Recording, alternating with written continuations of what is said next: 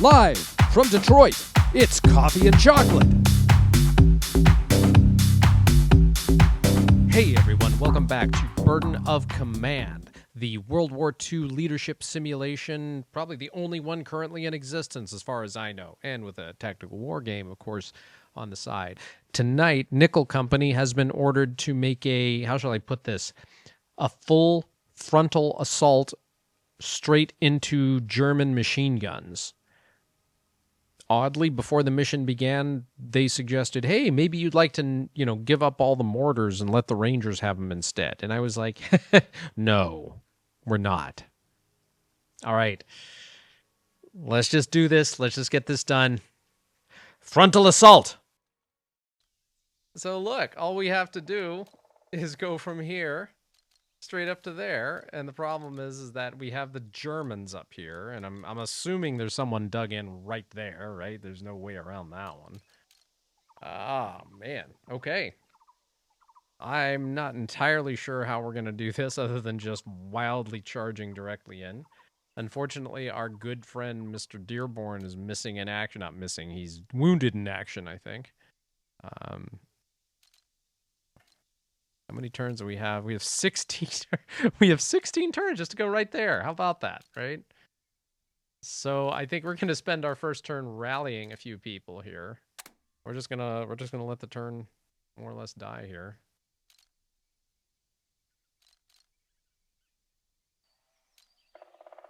Suppression -2. Yep, we're rallying. Get it together! Dimwits, right? Press -2. Is that these guys? Oh, that's genius. Yes, let's put this second machine gun on the complete opposite side. That way the lieutenant can't rally them both, right? Wow. I wish I'd thought of that. That was a good one. That was a good idea. All right. The deployment here is not how I would deploy this kind of stuff, let me tell you what. All right. Rally is disabled because why? Oh.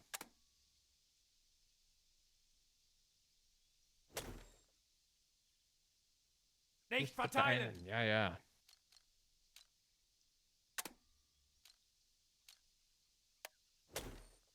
That's the way!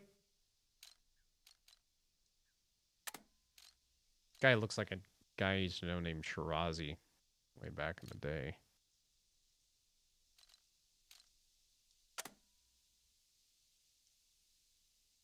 I suppose I should be careful because I'll bet that chemical smoke is going to vanish sooner rather than I want, but...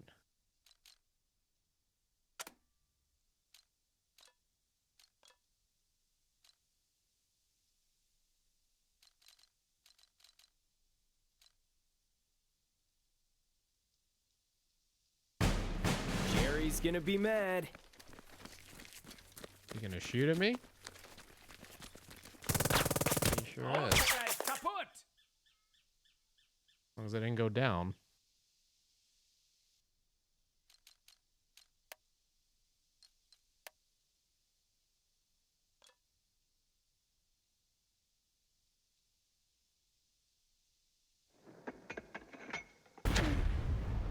Well, at least we'll get him tamped down a little bit there.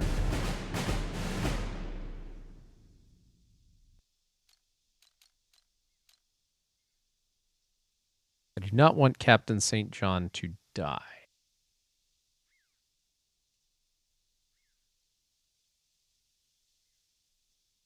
On the other hand, these guys shoot at anything. You hit them? You hit those guys. These machine guns are going to be the death of us, so hit him. Here, though. Get the VAR up here. Give it to him. That didn't seem to do anything. Stay online. Shoot him again. I'll bet there's got to be somebody right there.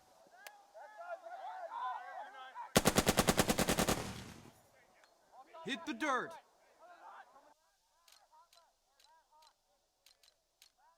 Hey, there has to be somebody there. All right. On your right. On your right.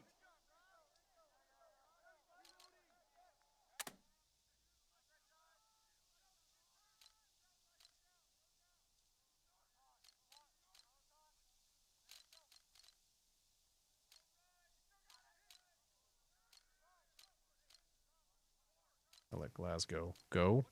Glasgow.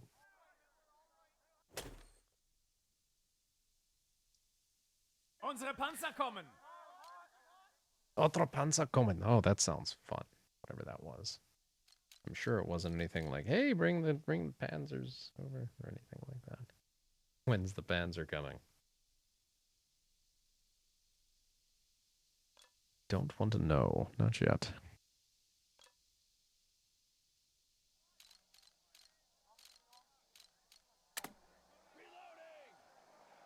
You guys need to be rallied. Press, press, press. Nope, nope, nope, nope, nope, nope, nope.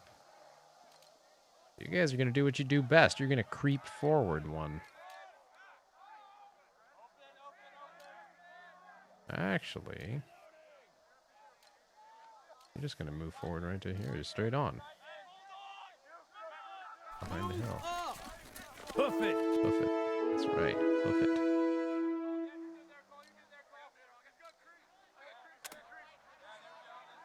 Keep your heads down. They've got the road zeroed in, First Sergeant Grant shouts as dirt explodes and shrapnel flies.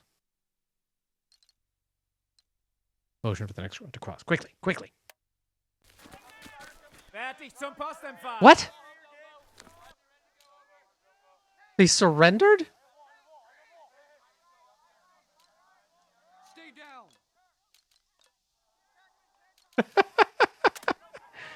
Oh, wow. They got it zeroed in. I have to stop paying attention to what the game tells me can be seen. I guess that's my first bitter, harsh lesson here.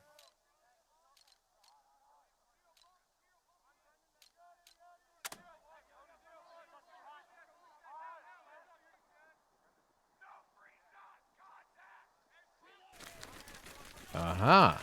Stay down. I knew there was somebody there. Recon by fire button shows weapons range, right? Keep your heads down.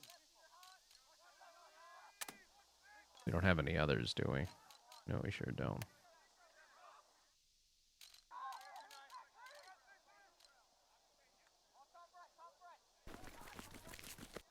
I probably should have bolstered him before I moved him, huh? That must have been the problem.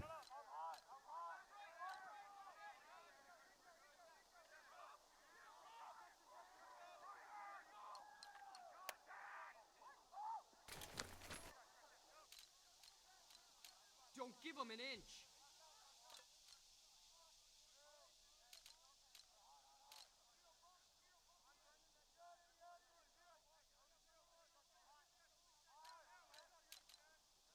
Don't give them an inch.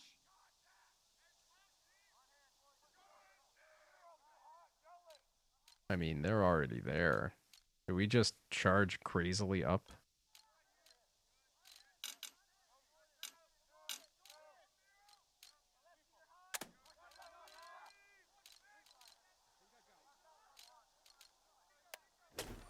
Stay online. Shit. Oh, shit. Watch your fire. Reloading.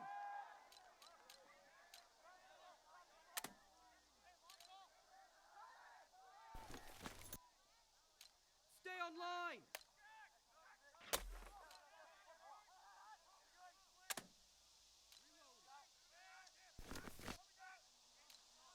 Hit the dirt. Keep your heads down.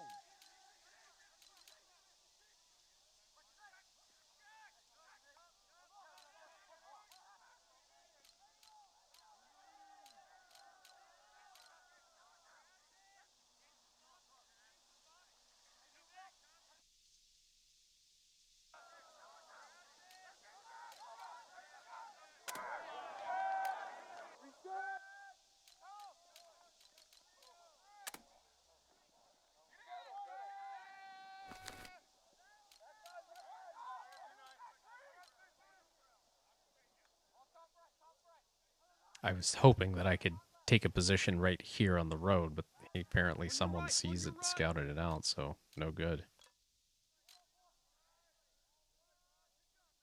15 turns. Let's see what happens.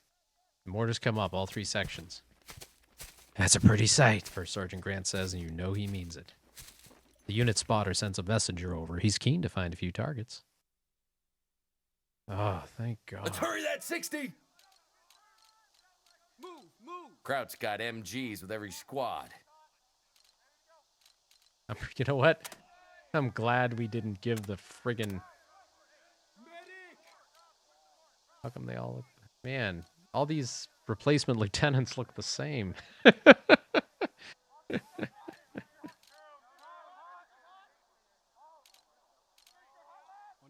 On your right!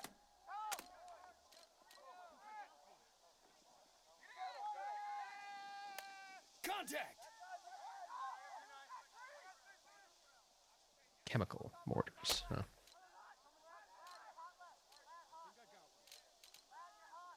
You know what? I'm going to send Lieutenant Looney Tune up front. He can be the spotter.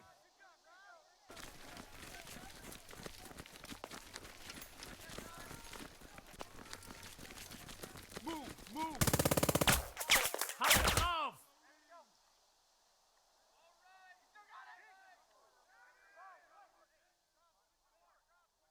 Oh, he moved up with a mortar. That's awesome. I don't think I realized I ordered him to do that. Mother of...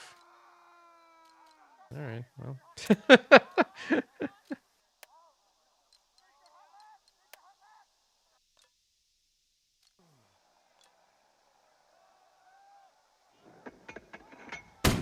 Shift fire! Wow. That was great. That was friggin' awesome, Lieutenant Ulsader. Whatever you are. Captain St. John's gonna rally.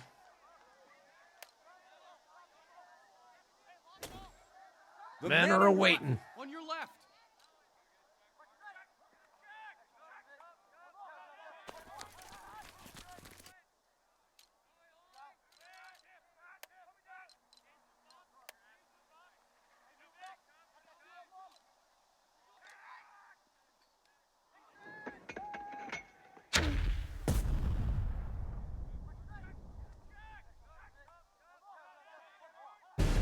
I'll get them dialed in a little bit, I guess.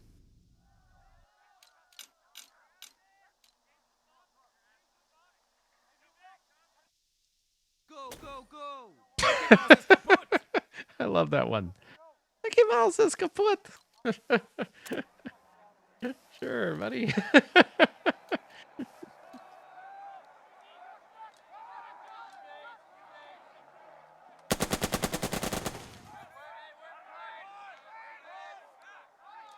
Move!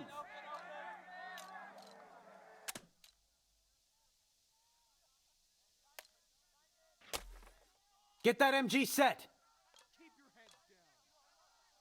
There's MG. Wow, these are all MG squads. Watch your fire! Hit him. Shift fire! Set for traversing fire!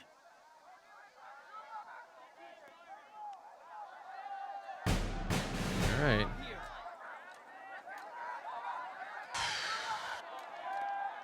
Hit him again. Hit him again.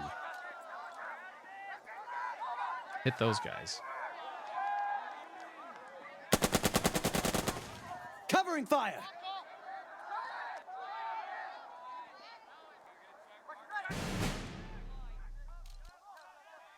Hit them again.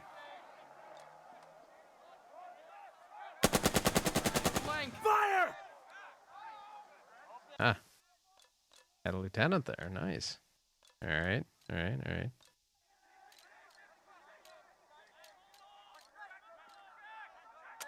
online. Get the BAR up here.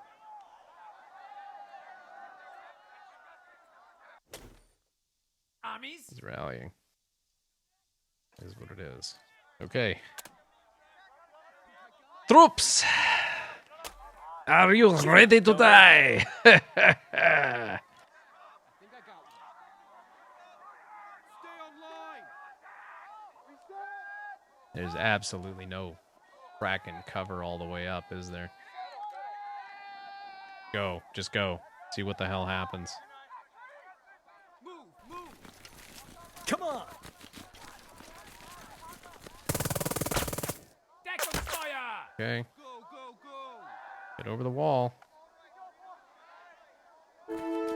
Enthused. Thunder of explosions shatters the early morning silence as a chain of bouncing Betty mines explode amid the lead squad. Men are down, screaming as severed limbs fly through the air. Bastards laid the approaches with mines. Call in the engineers.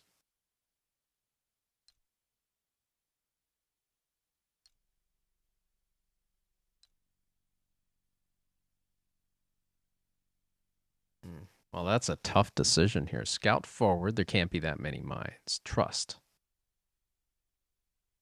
Call in the engineers. High chance of success. Yeah, engineers. We're not here about prestige or trust. We're here about winning and not having everyone die. The combat engineers cross the river and shift forward with surprising vigor for men who are about to voluntarily dig around in a minefield. The engineers clear a path beyond the blood-soaked ground, advancing in twos on their hands and knees, bayonets prodding the earth for the telltale hardness of a mine's metal casing. Engineers digging up enemy mines just outside Palma de Montechiaro, Sicily. Several mines are dug out, and each requires them to open the case by hand. The explosives stay quiet, though, and when the engineers eventually clear a path up the tangled slopes, your men press forward. I think that should have called for trust, guys. I think that should have called for like a trust bonus or some such. You know what I'm? Anyway.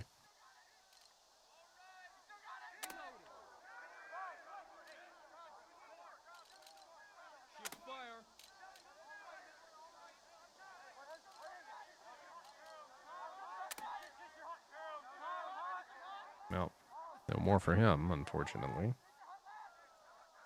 your left, on your left. I think I got one. Go, go, go! Hit him hard.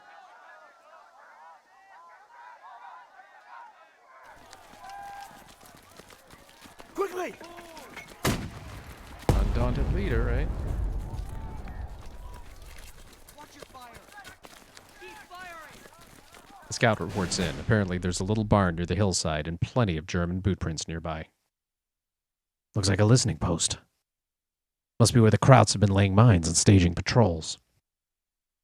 There isn't much to do about it now that the Germans abandoned it, other than note its location for possible artillery bombardment if the ridge can't be taken.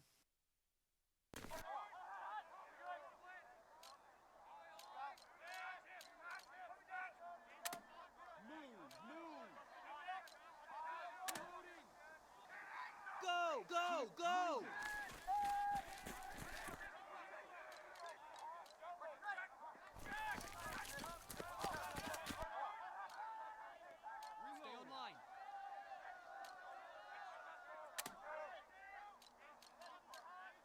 Stay online. Yeah, I can bolster these again, can we? Bolster them again.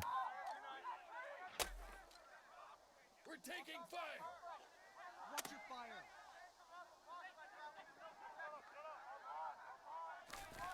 Keep it up. You know what? We're not gonna...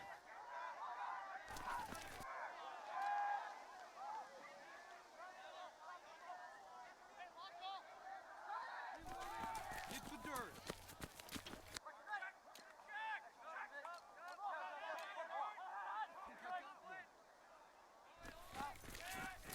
All right. Move up. Stay online.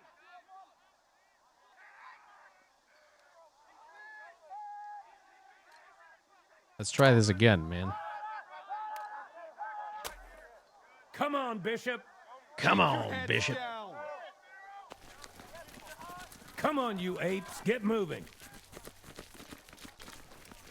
Let's go already. Watch your fire. Dang it. He's going to press them, and he's going to tell them to just charge straight into those guys up there. Because why the heck not? More shit, more fans. I love this guy.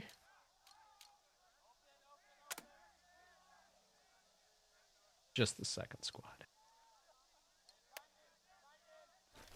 Quickly, quickly.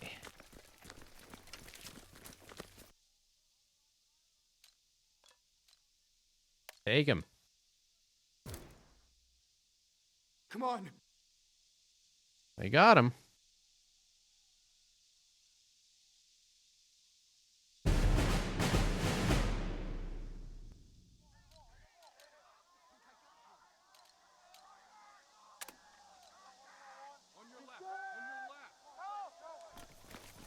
Withdrawing. Watch your flank. Withdrawing. Interesting. They're quitting the place already. These Germans, man. Too light to fight and all that crap, huh? Shift fire.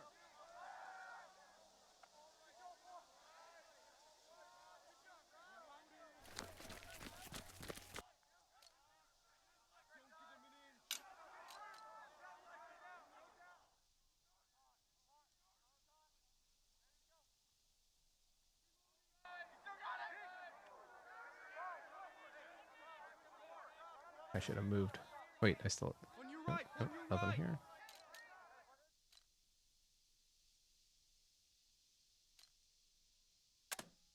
Primary objective dead ahead. Come on, Glasgow. Give me some lovin'. This ain't no flop house, boys.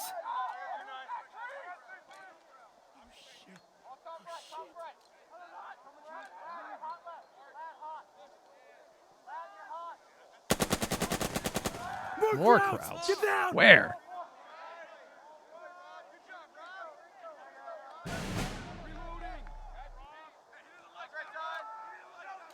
Stay down.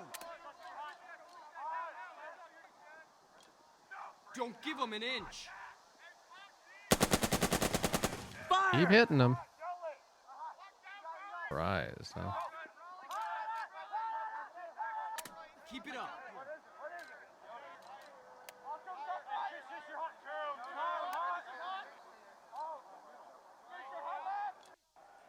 Reloading. Keep firing. Yeah, more net suppress here. Give it to them.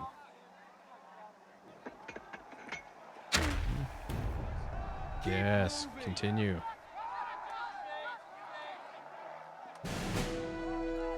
These guys can keep firing too. Stay down.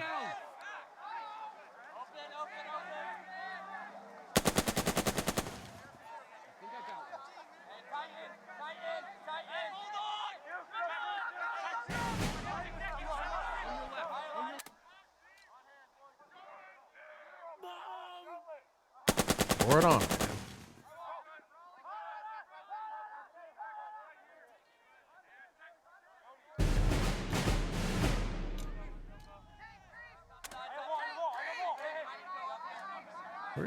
We're gonna hold still on that one for right now. Hit him hard.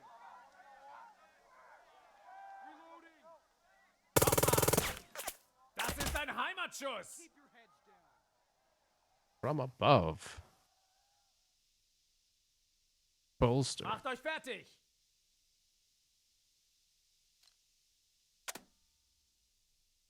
Gonna rally himself and his boys.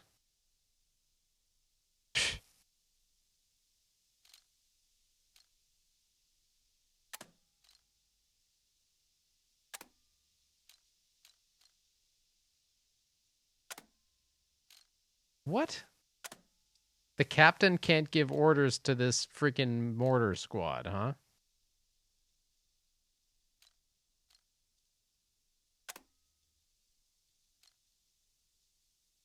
Oh man, these guys are so useless. All right. Whatever, moving on.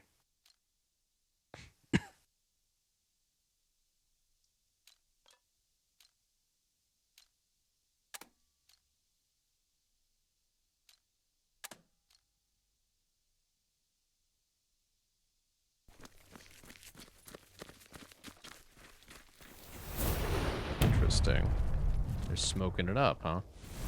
Smoke 'em if you got 'em, I guess.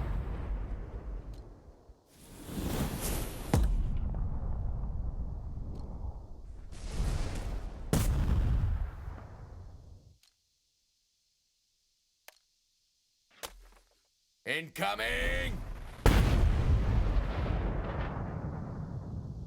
Nice.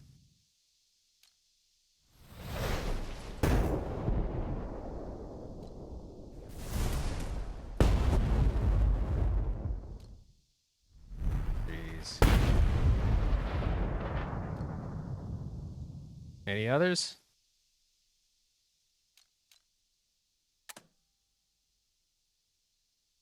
Blocked line of sight. That's all right. We're just gonna frontal assault them.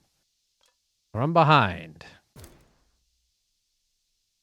Your men push to the top of the ridge. Down below and far away, you can see the landing force, still stuck on the beach and hard-pressed on all sides by enemy fire.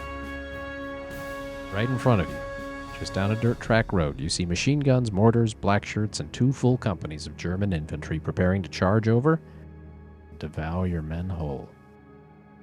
Shit, Captain. Orders?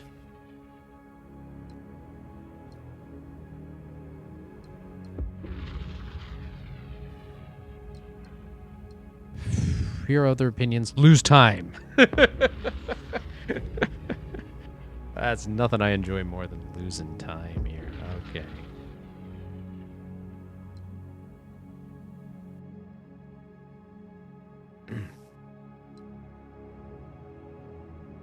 You've been ordered to hold the ridge, and that's the priority. Then advance down the slopes will come later, no doubt about it, but that will happen when other units can support you, else your men may die for nothing. Maintain the proper intervals. Call for artillery support. Sergeants are ready. Dig in, dig deep. See that the wounded are safe. Sergeants are ready. To hold the line, you need men who will neither flinch nor retreat. They will look to their sergeants, and their sergeants to their officers, and their officers will look to you. Trouble is, you're the only officer still alive. What? What do you mean? A distant thunder of fresh artillery rolls in. The ridge explodes once more in showers of dirt and wood. Your men take cover of the sky, vomits fire and steel. You clamp your hands over your ears, but every new shell is like a hammer blow to your eardrums, knocking your brain around like a coffee bean in a tin can. When the volleys cease, you and your men poke your heads out of your foxholes with ringing ears and helmets covered in a churned-up earth. Grant takes a casualty count. None so far, Captain. A lot of duds, lots of luck, and I think I saw a few shells go long. Those Germans are having a tough time, thank God. Follow me. Ooh, we captured Germans. There we go. That's how we do it. I can't take it.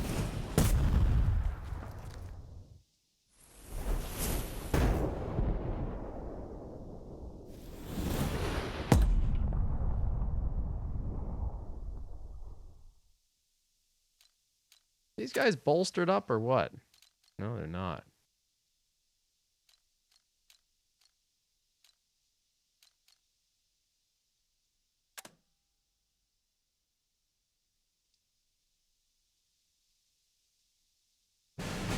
Clear that position! Shoot. Willkommen zum Krieg!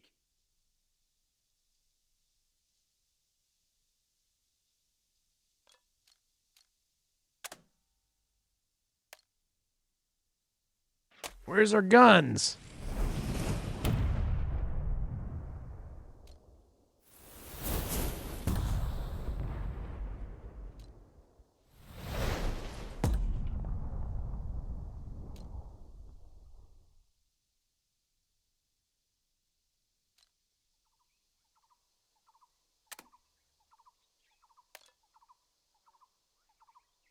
Darn it. It's all right. I just want them fixed.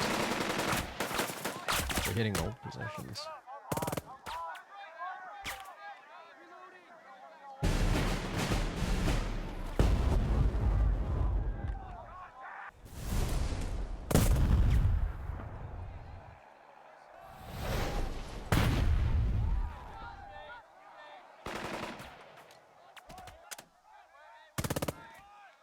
go, men. We're all gonna die.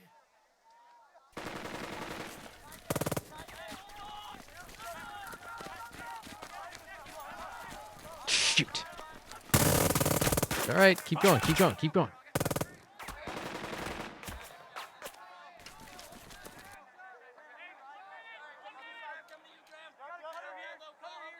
These guys do it.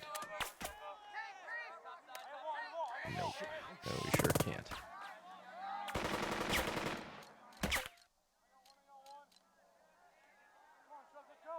But we can. Yeah, that's not gonna work.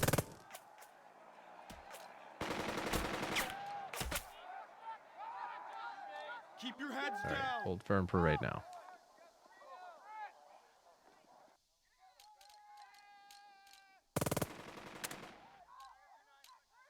Lieutenant Lucky here. You're right.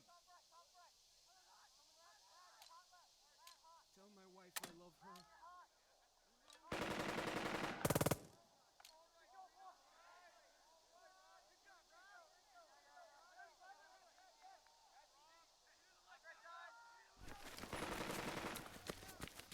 Shoot! Fire.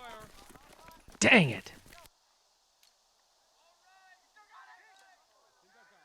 Can you do it? Can you take them? Tell Do my it. wife I love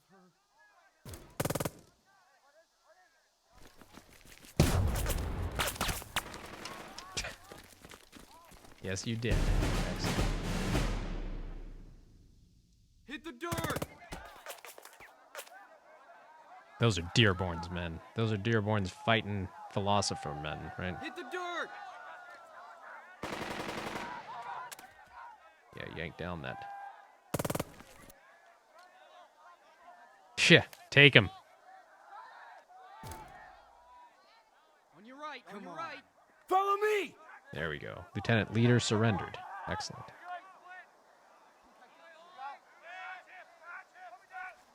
Okay.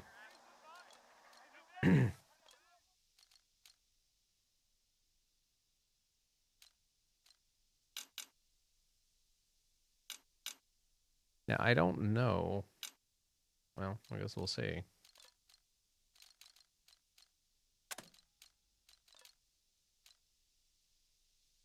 I'm going to order Lieutenant Lucky here. Rally, and I think we're going to hold tight for a moment here.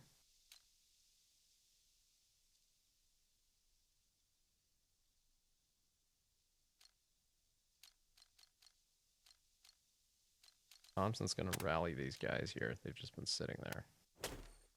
Let's see them off.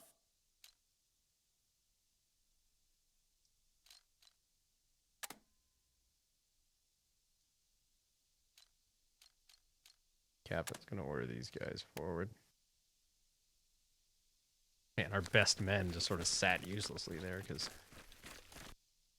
Thompson really got the crap beat out of him. Not too bad, though.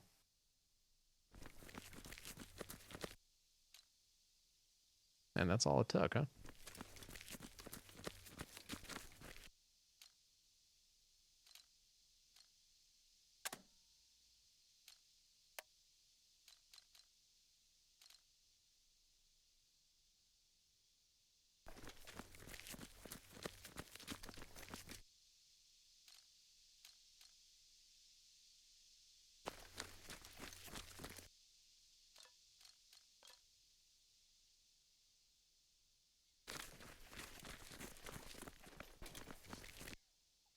Yeah, we're getting into the forest.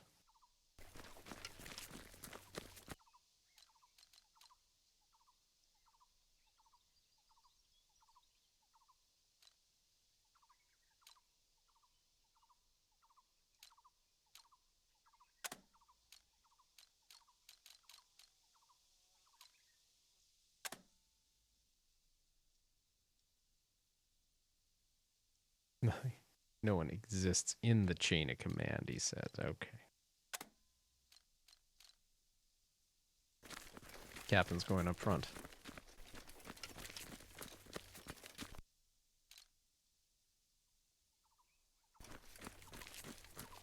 Oh, yes, because we can't occupy the same space as another leader, I guess, right? God forbid. Heaven forfend.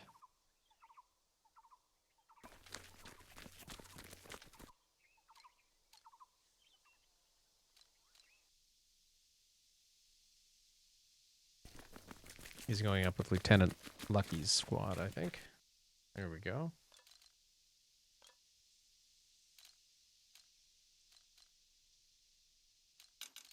That's all she wrote. That's all we can do for now. Smoke him if you got him, guys.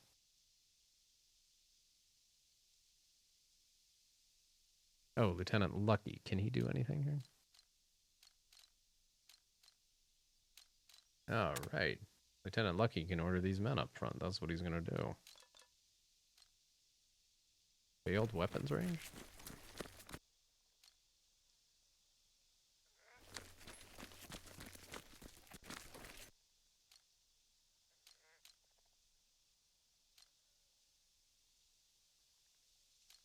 Going up here. What's the difference? Why not?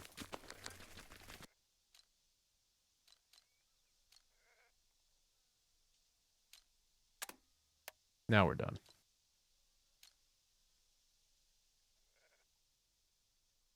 Hold the objective now.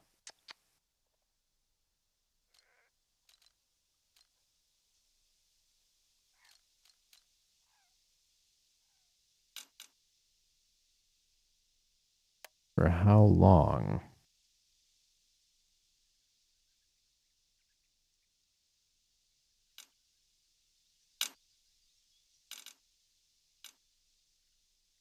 For the whole time?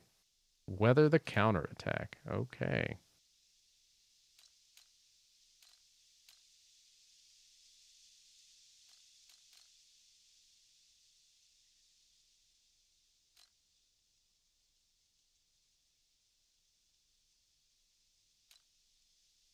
We need to get rid of these guys first of all. So he's going to rally these fellas here.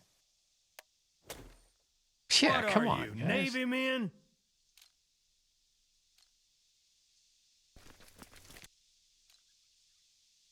Bolster those guys.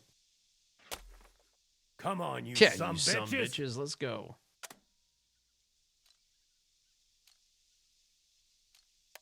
Flammen. Fire!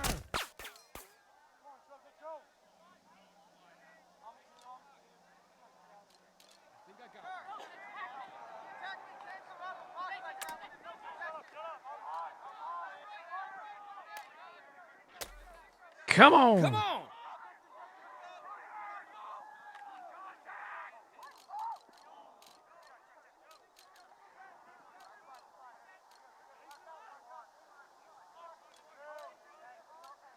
Stay down.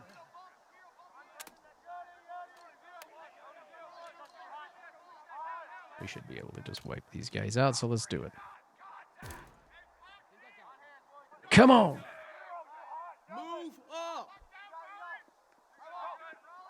Flammen WFR surrenders. Stay on line.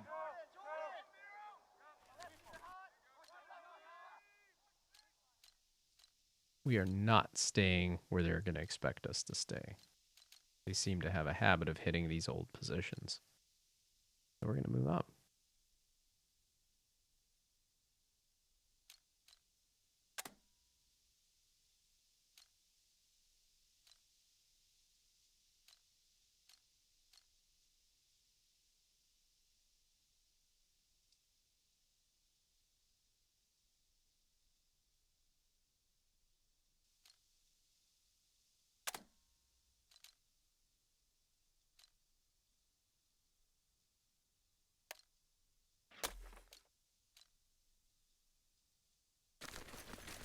I love how the auxiliary backup fake replacement officers all look the same.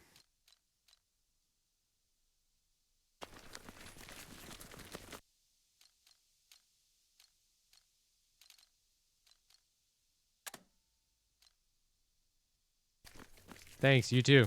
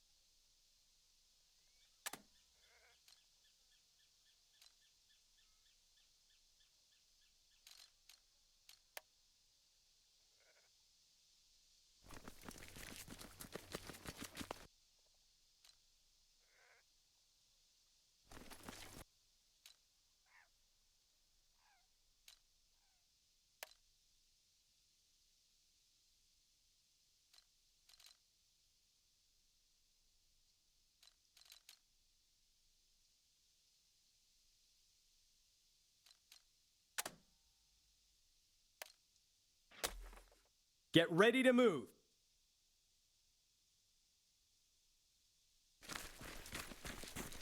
No quitting!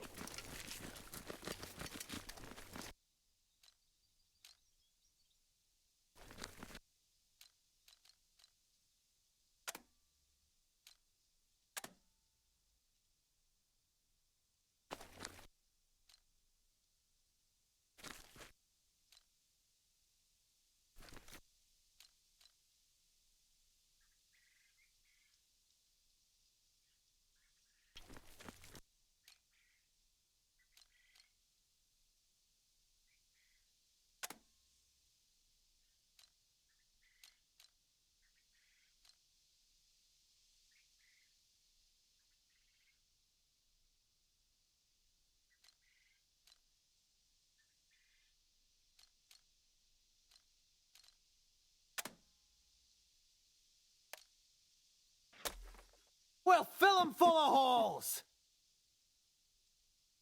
Trained. I hate that. Where's that bipod?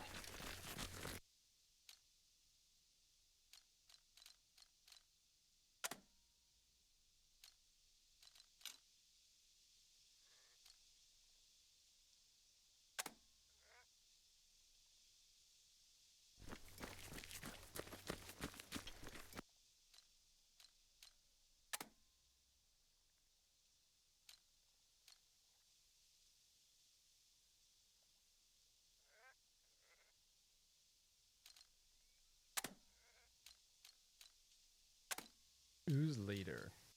Just Lieutenant Uz leader.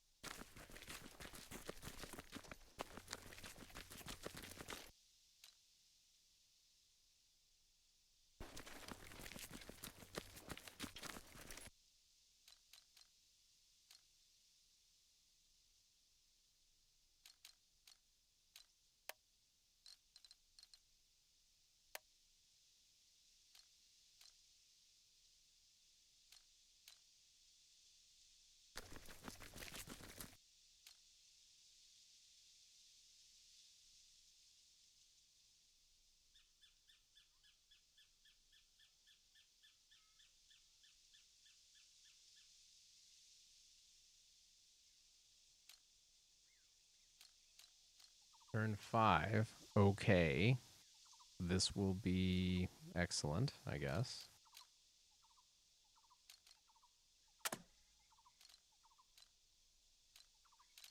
It's gonna rally him. Don't let me down. Don't let me down. Don't let me down. Don't let me down.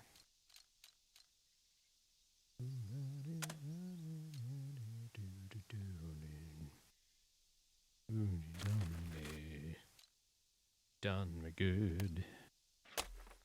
Don't you worry, boys. Never fear. Robin Hood will soon be here.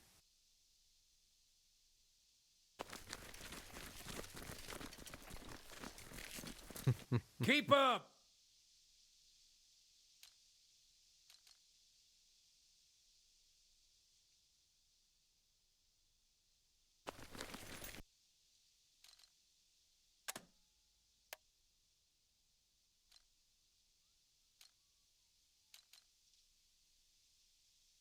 Like, when do the Germans show up? Not that I want them to hurry up and get here or anything, but it's odd they're not here yet, isn't it?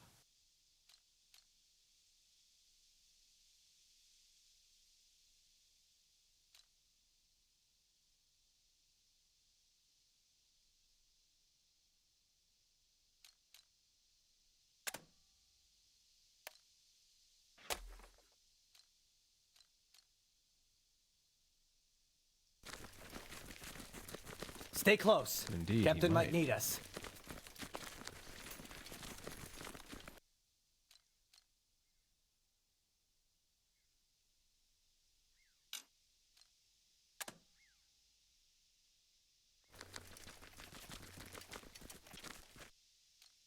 Now, Glasgow, do you have any smoke or anything? No, you sure don't.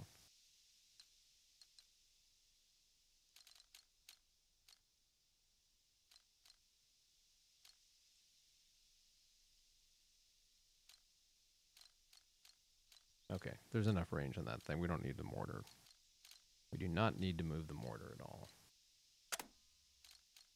You guys need a rally? No, they don't. But you know what? The other guy needs a rally. Let's head.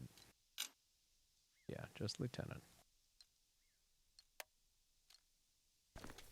He's going to go to rally the other machine guns. They actually need it.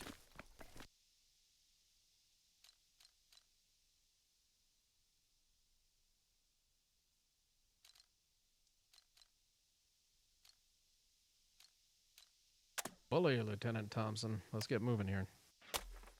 We're not losing Or today. tomorrow. Don't forget that. We're not going to lose today or tomorrow.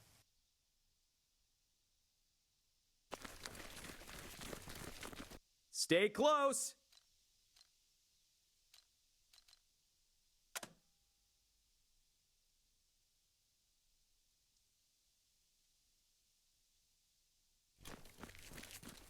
I mean, we're just piling into this. I think these guys are going to hold that position there.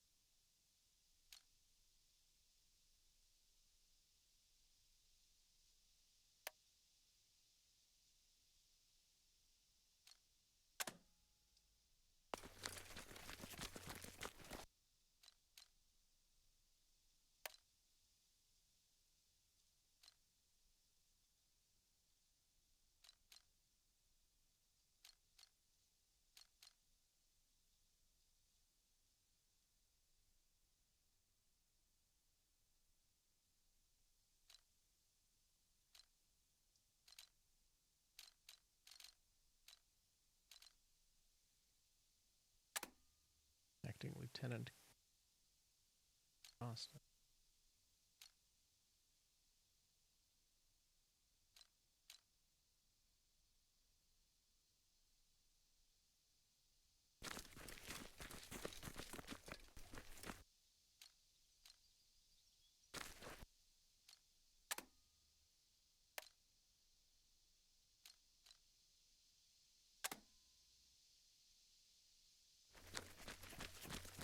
Keep both of us leaders up there. Sure, why not?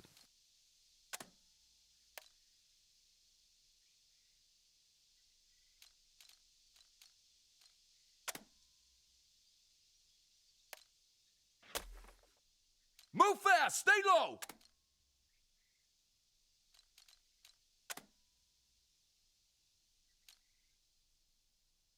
St. John's already taken. All right.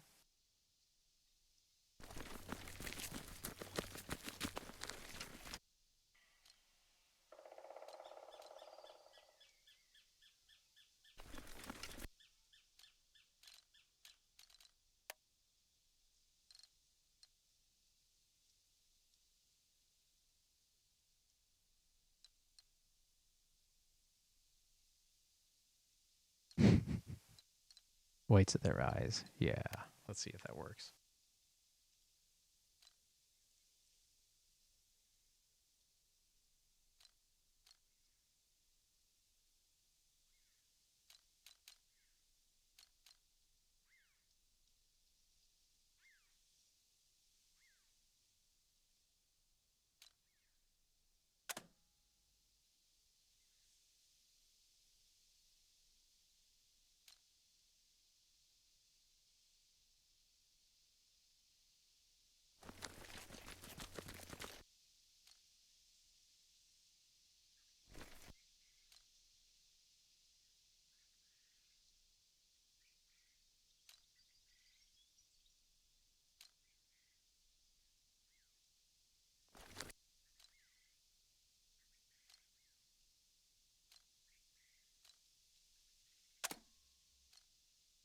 Does it need to rally? Does anyone need to rally?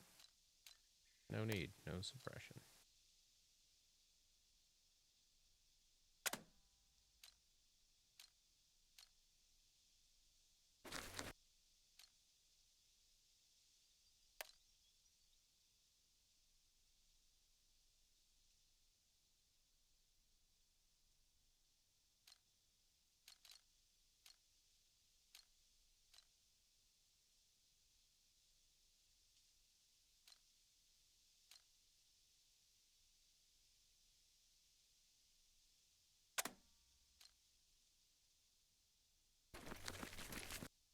Follow me.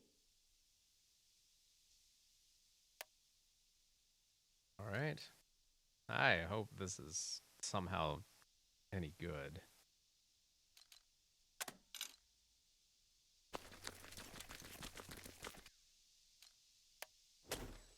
Let's even the odds.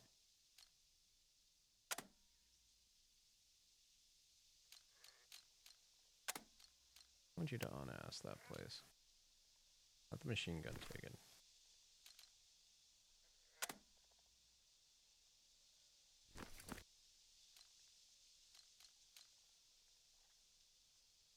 Wait for it.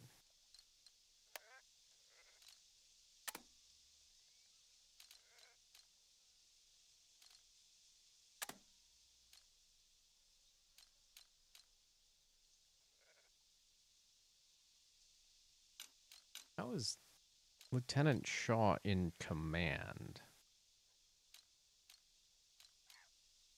Acting Lieutenant Shaw is in command of everything. That's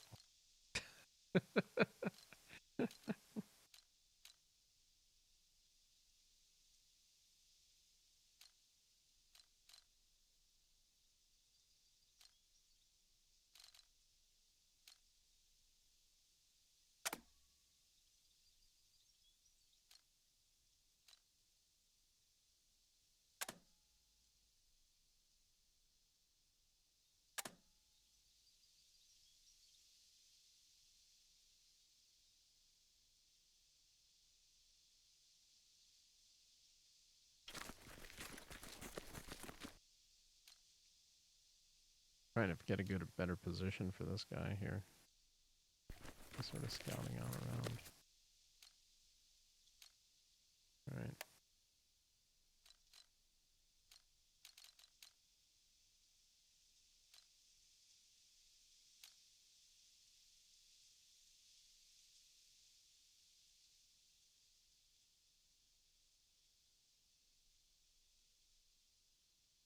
In command.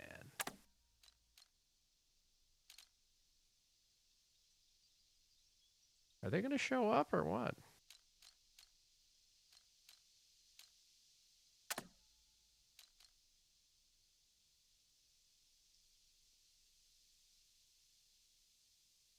Wo eiserne Kreuze wachsen.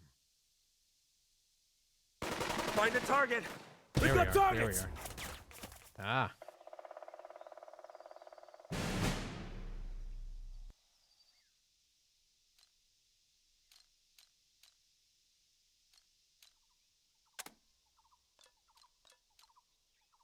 They were not expecting that. Take them out. Oh. Lieutenant Fritz. Looks like bottom rail on top this time, eh, Lieutenant?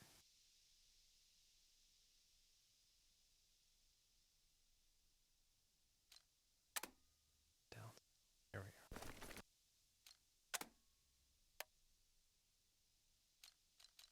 They coming from that way, I guess.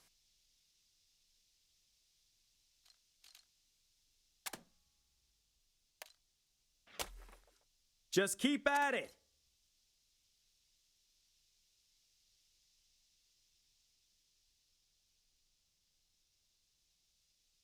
You know what? Everyone's gonna hold. Hold your position, everyone. Hold position.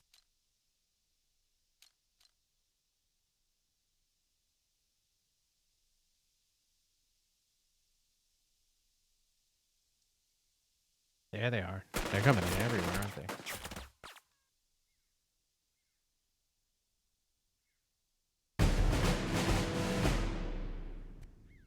Anywhere else? Anybody else? Bring it on. From above. From above. Achtung, baby. Jetzt kommt's dicke. Panzer in Deckung!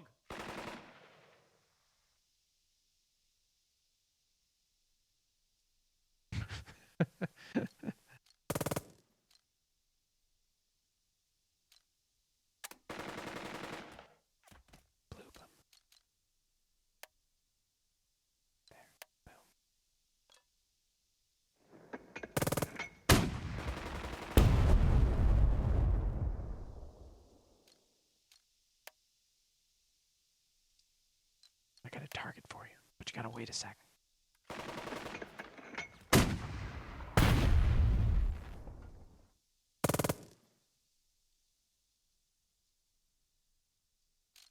From above. Death from above.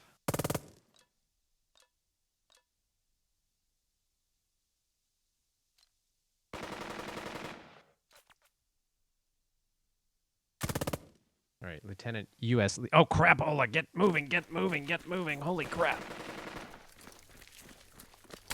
Oh, no. We lost Lieutenant Us Leader. No. That's all right. We figured out they were there, at least. That's okay. Captain St. John, what did that say?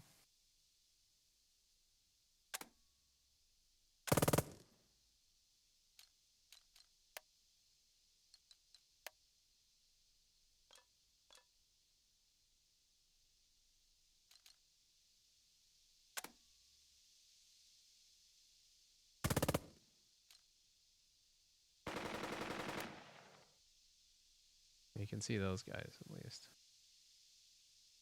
Captain's gonna carefully move up.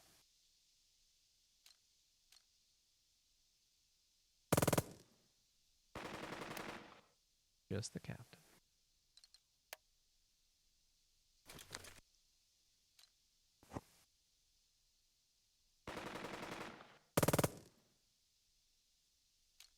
Okay.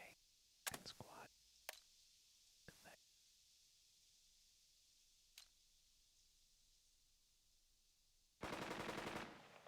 What?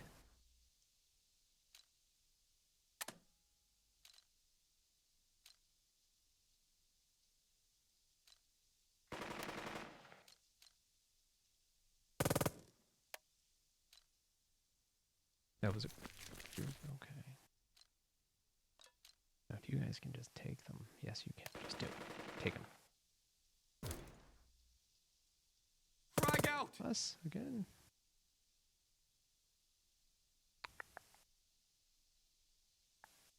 Ooh. More of them. More of them from somewhere else.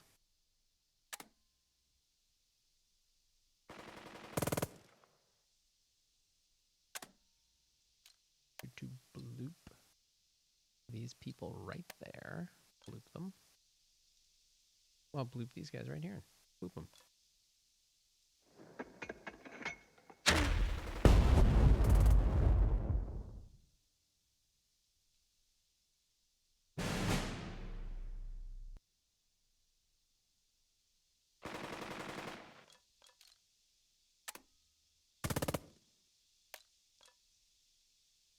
Just take them.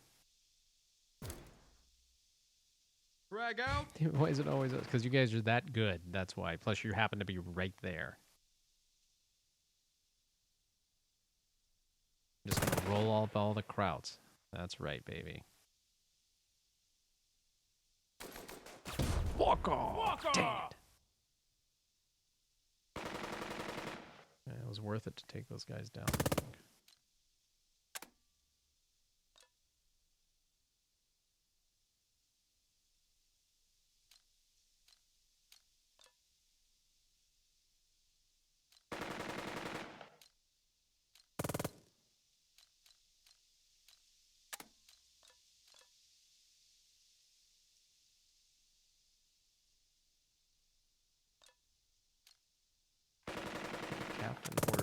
strikes. Nope, can't. And we lost our freaking...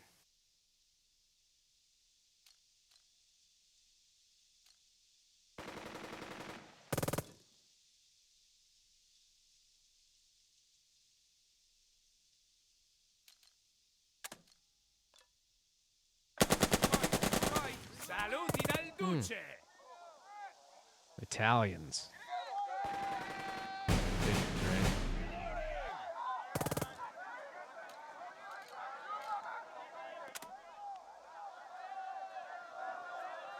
These guys hit anything? I don't know. Bolster them anyway.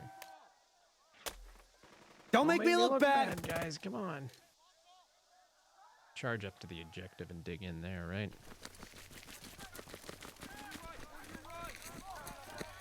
That's him. That's DeBono. Crossley calls out as a swarm of the fascist guards scrambles forward. Robert swings his rifle around to take aim, but by then the black shirt officer is under cover.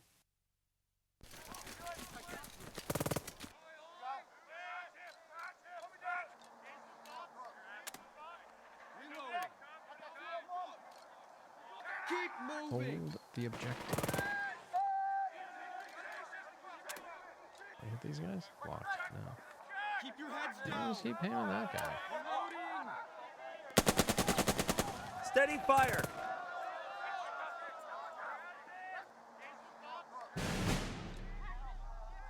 Reloading. Stay online. Man, this is so nice to game back.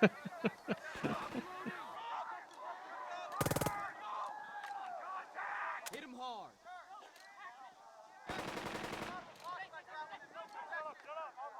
We're hot. We're hot. Reloading.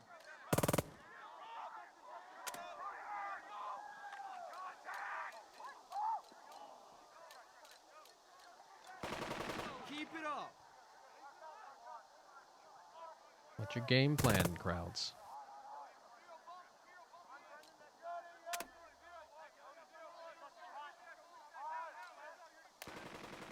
Move. Uh-huh. That's the way. Uh-huh. I think I got one.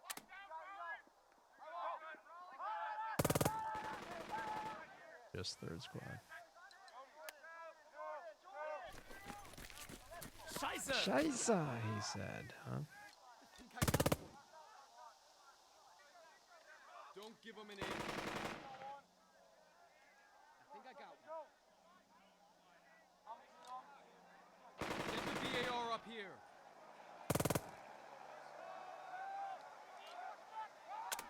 Bolster.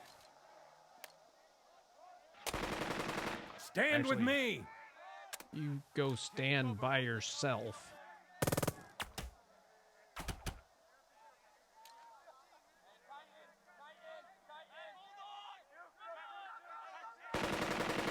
Just first one. Let's see what happens here. All right, hit perfect. Pivot and take these Germans down. It's cotton mailers.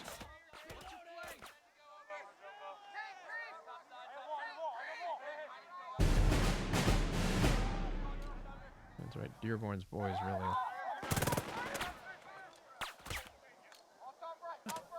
Why not? Are you suppressed? You're not suppressed. Can you do it? Yes, you can. Fight on the flank, guys. Come on. Make him run.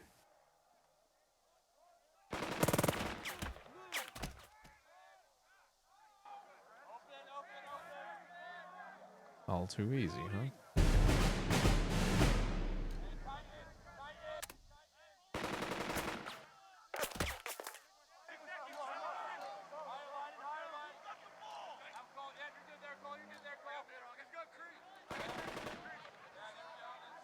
Shift fire.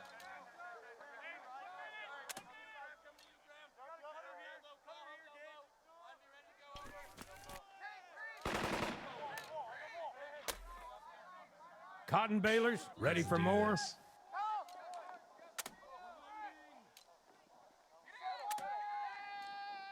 Get the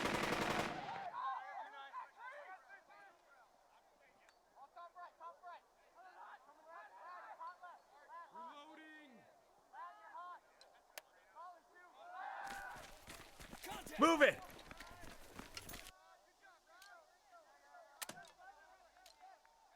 think I got one. That'll take them up.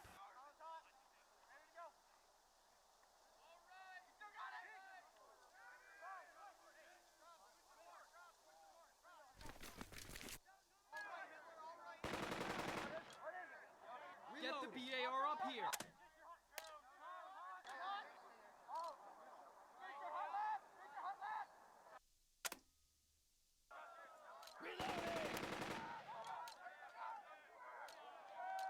On your left.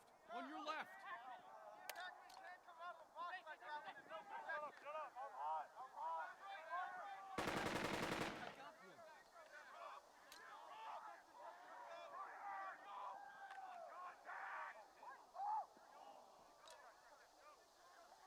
We're taking fire!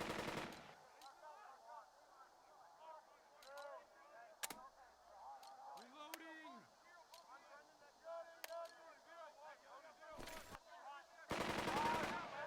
On your right. On your right.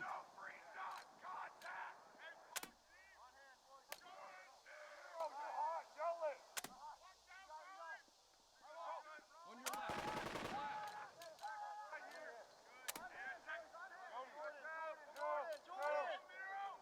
All right, let's see what happens next. I got one. Go! Go! Go! Reloading. I'm hot. I'm hot. What do we got?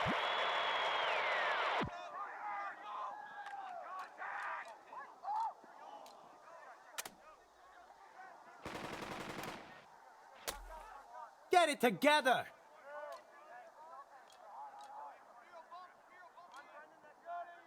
Lock line of sight, really? On your right. On your right. I think I got one.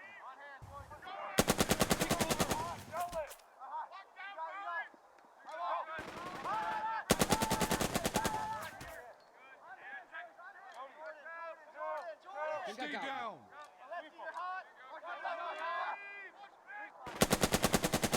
Suppressing fire! I think I got one. Stay down.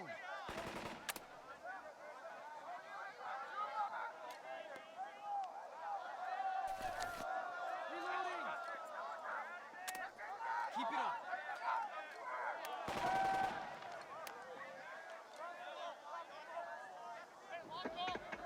Oh! Darn it.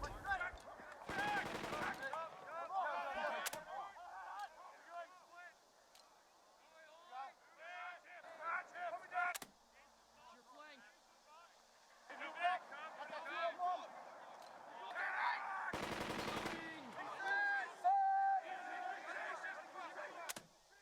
Can you flank him like this? Is that gonna work? Yeah. Let's just open fire on him. Right. Belly full. That's right. Keep moving.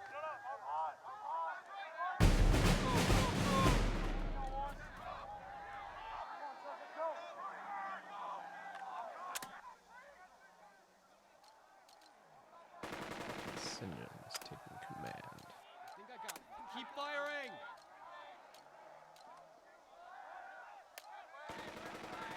I'm going right in front of these suppressed guys. Go ahead. Oh. Ambush. Come back out. It's our turn! Charge!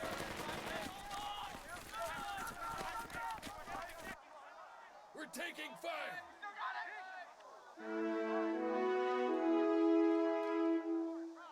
Pivot and take him down.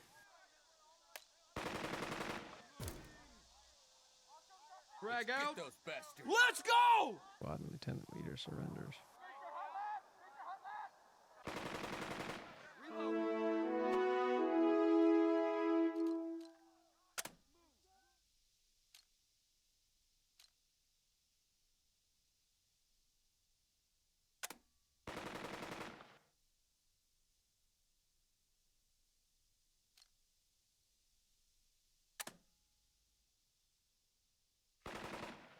All right.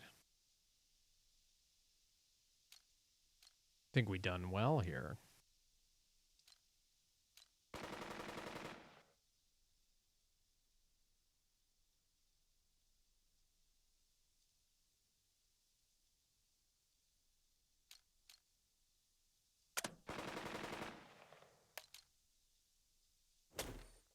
We'll find the best way.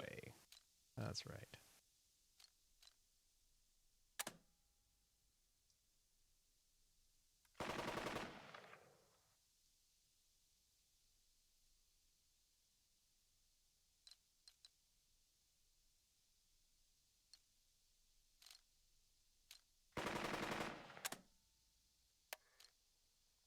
I think we're good there.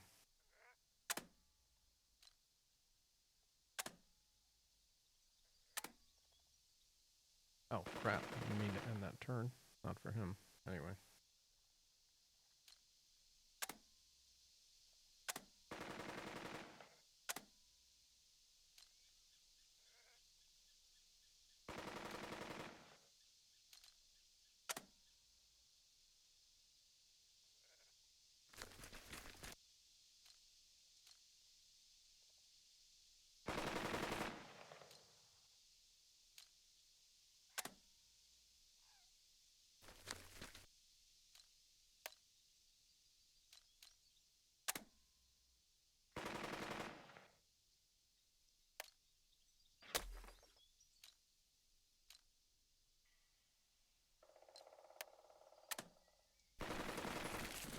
Okay, Duncan, stay with me.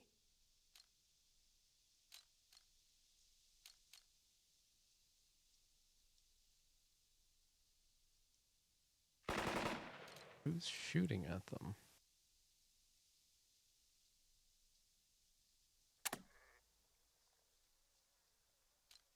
Okay, they need to be rallied. They got rather stunned at everything that took place.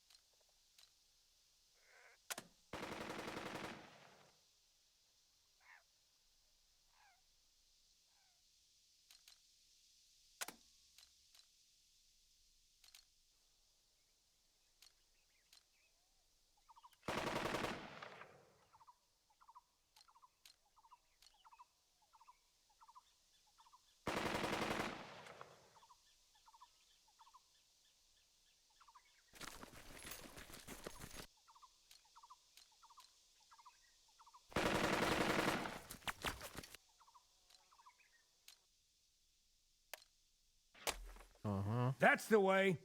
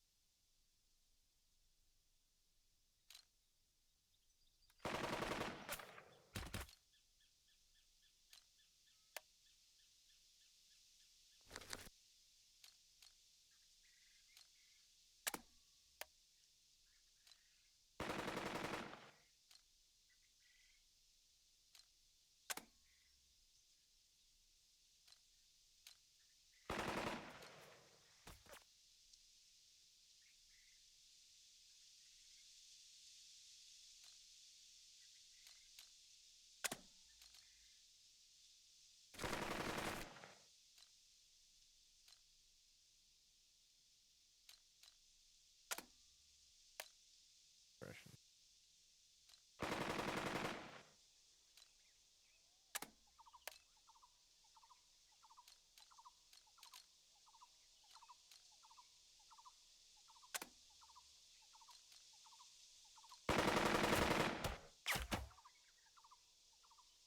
They're 9 of 16. 7 turns left, huh?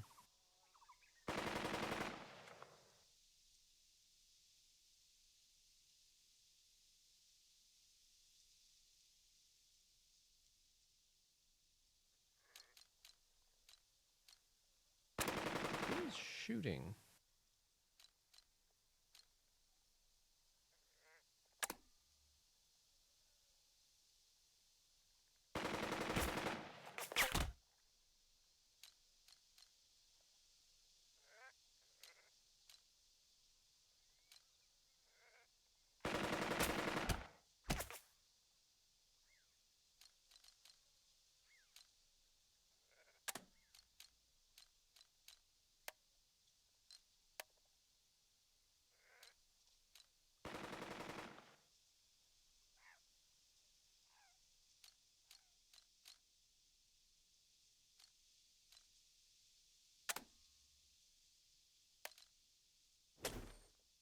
The men depend on you, Captain. They sure do.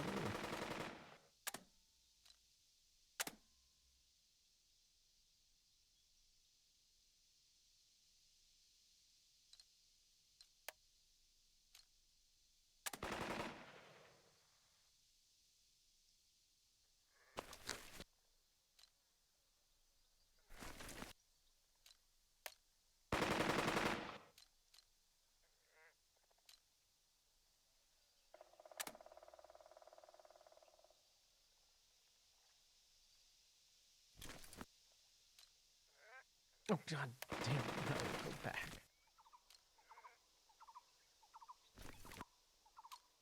See. Face that way. Thank you.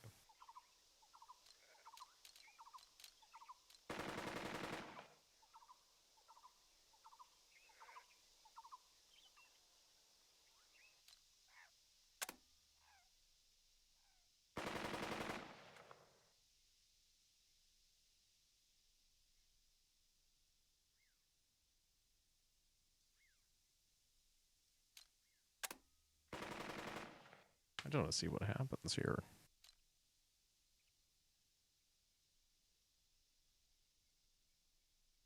Hold tight.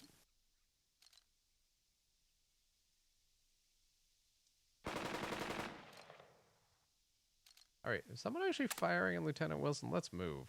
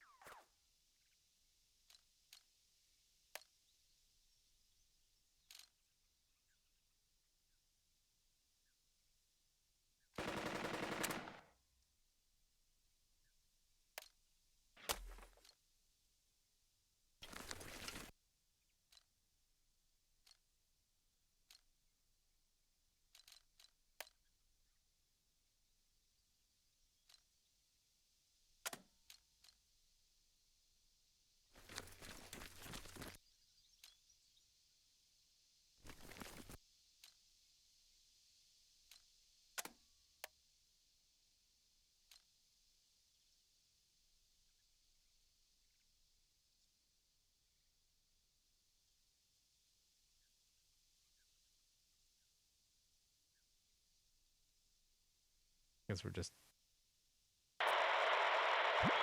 weathered the counterattack. I think we weathered the counterattack.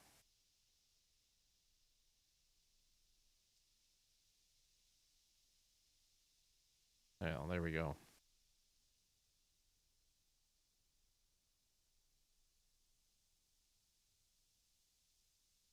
Major victory, major victory. Very light casualties. Counterattack repulsed. Prestige earns 22. A few stragglers returning. Yeah, Dearborn returning. All right, continue with the story.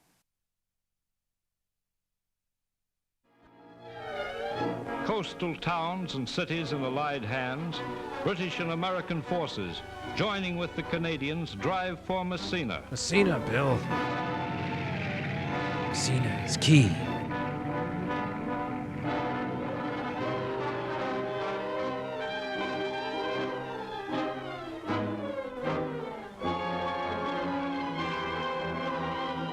Right. Engineers clear minefields in the path of advancing Go, troops. you troops!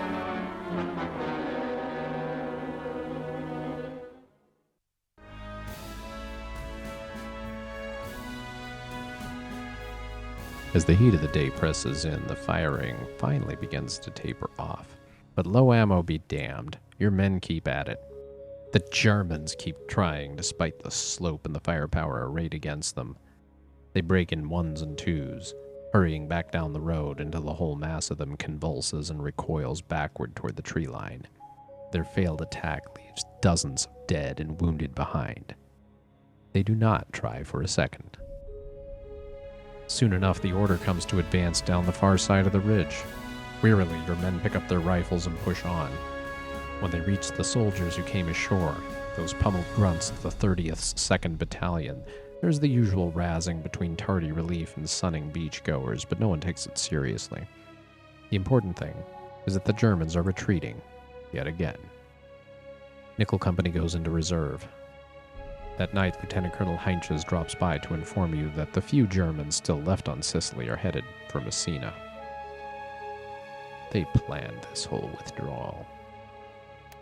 The Germans knew from the very beginning that they would have to withdraw, and so step by step, day by day, they followed their plan until it was fulfilled. We're looking at the end of the Sicily fighting. Regiment was really impressed with how you used those chemical mortars, both in attack and in defense. They're practically demanding a unit of those to be attached permanently. He looks over at your bustling command post. After a moment, he nods. This last month has been quite a slog. The next one will probably be the same. Even so, I'll sleep easy knowing I got a leader like you around.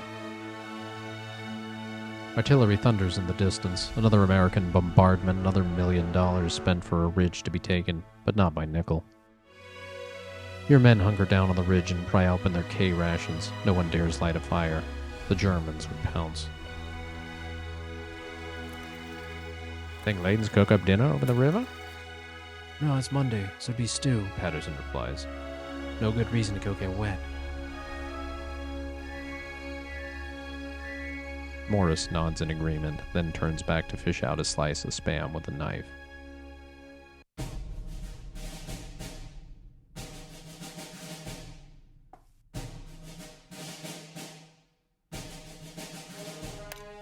Let's see what we got. Yeah, my main man, Mr. Dearborn, you have returned from convalescence. Lieutenant Thompson, how are you doing? All over the place with your mindset, huh?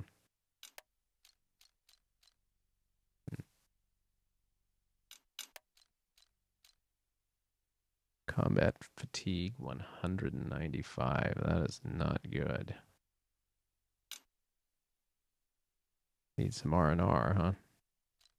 You need some R&R. Captain needs some R&R. Yeah. Hey, up bright and early, General. That guy doesn't need any R&R. Neither does the kid, although he's approaching it.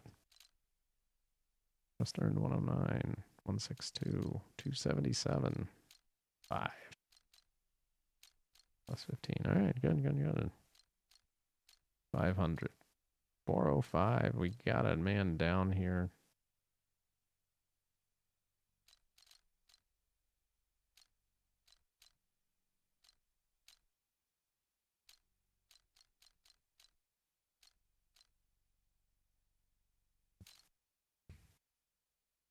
Portrait not editable. That's fine. Down here.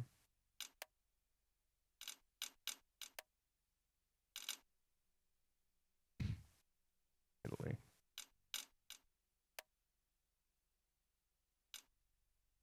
United, we win. Sicily. Canadians. Oh, the Canadians, huh?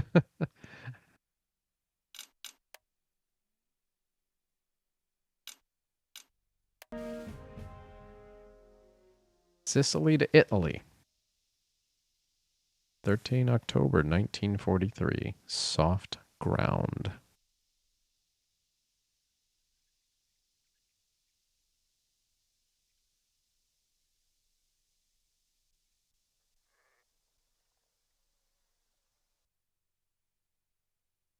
regarding Sicily and that operation? Well, I would say this, though, that for the comic thing of it, after the Sicilian campaign was over with, and anyhow, I had to go on a water detail, and we went down to Messina. And they talk about Patton being the first troop, or being in Messina. He didn't come in until quite a few days afterwards for the crowd and everything. But we were there, and they were shelling us from Italy. And anyhow, we had us pinned down behind a building, and one of our guys, which is naturally went out around scouting around and come into a blown out building, and found in the bottom of that was the bottom of the remember the brewery. little wins.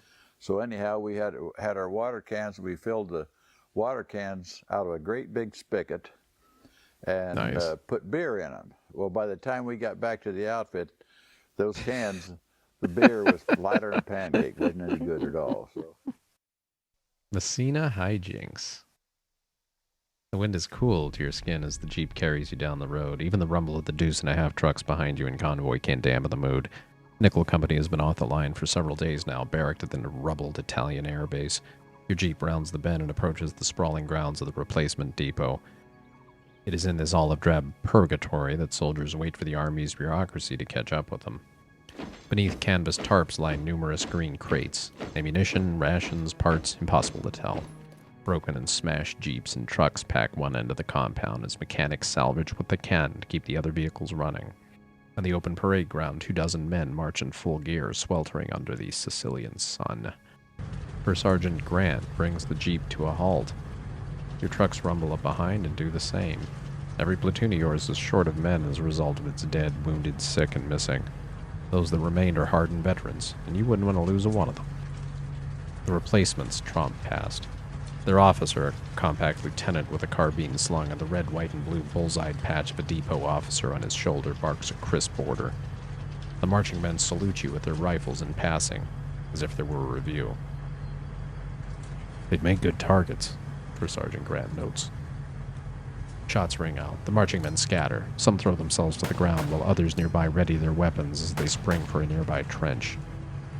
You turn to find the compact lieutenant's carbine, the weapon now off his shoulder and pointed downrange at the shreds of a marksman's target. A litter of spent brass lies at his feet. "What is this?" he demands of the soldiers, his outrage made harsher by the hard edges of a Pomeranian accent. "You hear what is an American weapon and you throw yourselves to the ground. Do you think perhaps that the enemy who you or your comrades are firing at will treat you better if you let them work you over with mortar or machine guns? Next time I expect you to react properly. Take up your weapons as you run to good cover instead of laying down to die. Now fall in!" The men on the ground pick themselves up with sheepish looks. The column, a tad dusty now, reforms.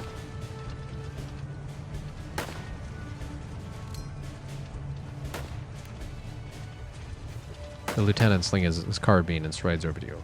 He comes to a stop exactly 6 paces in front of you, his boot heels snapping together as he delivers a crisp salute. "Well, Lieutenant, 23rd Battalion, 3rd Replacement Depot," he replies in the precise English of someone who is yet unsure of his mastery. "Welcome to my facility, Capitan." Hell of an introduction. The marching column finally reassembles. Oh, that's who that guy is. Rao glances over his soldiers. "Please, excuse me a moment." Rao turns and barks an order to them to take 5. Even for a break, it sounds mandatory. When he returns, those heels click again, as if in apology for the interruption. "How many of them do I get?" "It depends on the army, Captain. You are not the only company commander in this army with needs." Rao recovers a clipboard from atop a nearby oil drum and flips through the paperwork. He locates your name when you give it. The pages slip past for inspection one by one until at last he lowers them all back down into place. "You are allotted 20 men, Captain." "Good men." "I would not give you the dregs, Captain. I have that much discretion." Average quality replacements, unisex piece slightly reduced. Okay. The men brought before you come from across the United States. Boys just out of high school, bachelors in their prime, married men getting their second wind. From the back, one of them mutters, "At least we'll be leaving Adolf behind." Ral writes something on his clipboard. Disobedient is underlined. These are your men. Now, you understand, Captain? Yes, pointedly. The soldier who had been muttering stiffens worriedly, much to the amusement of the others. Across the way, you hear Morris and Patterson begin to yak as they gather the designated men. The most important rule, you apple knockers, don't salute officers unless you're at the front. Don't salute officers when you're at the front. You're marking them a target, and whoever's playing aid. We all know that, one of the new soldiers says gruffly, tilting his head toward Rao. Idiot. Hey, Patterson says, turning toward Morris. He's only been here 5 minutes. He already knows you're an idiot. These guys catch on quick.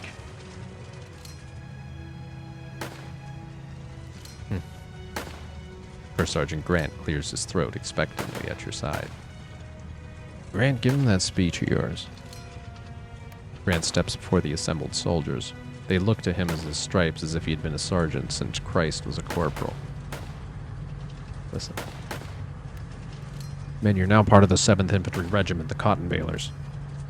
In 1815, your illustrious predecessors earned that name by holding the line against the entire British Army at New Orleans with nothing but muskets, bayonets, and bales of cotton. The weapons are changed, but our job is the same. Hold the line, throw the enemy back, and send them running. Maybe you're thinking you're green, and maybe you are, but you won't stay that way. The Cotton Balers stick together. The next time you hop off a truck, go to your sergeants and listen to them so that you'll figure out how to not get killed. We've all had some practice with that. All of us feel fear when the bullets start flying. Only idiots and the insane don't. But a coward hits the dirt and stays there. The soldier takes cover, takes orders, and holds the line. Now load up! The new men scramble for the trucks. The return to camp is uneventful. No strafing planes, no snipers, not even a mortar attack. The place is a paradise, but only a temporary one. You'll have to take the men out on field maneuvers soon, or they'll start treating this like it was garrison duty. You return to company billet.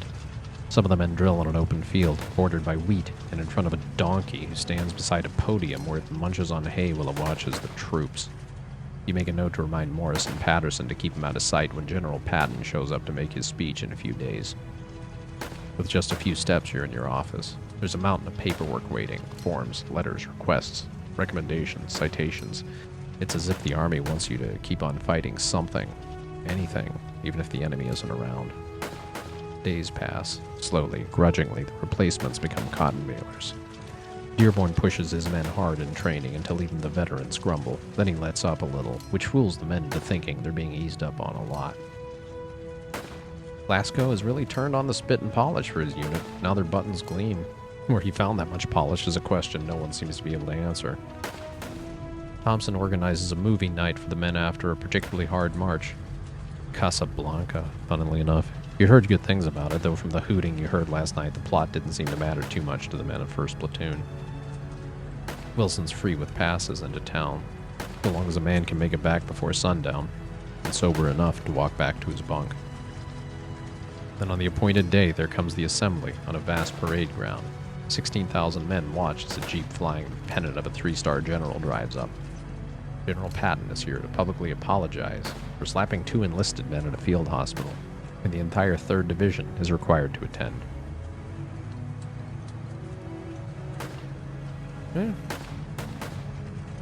Old blood and guts.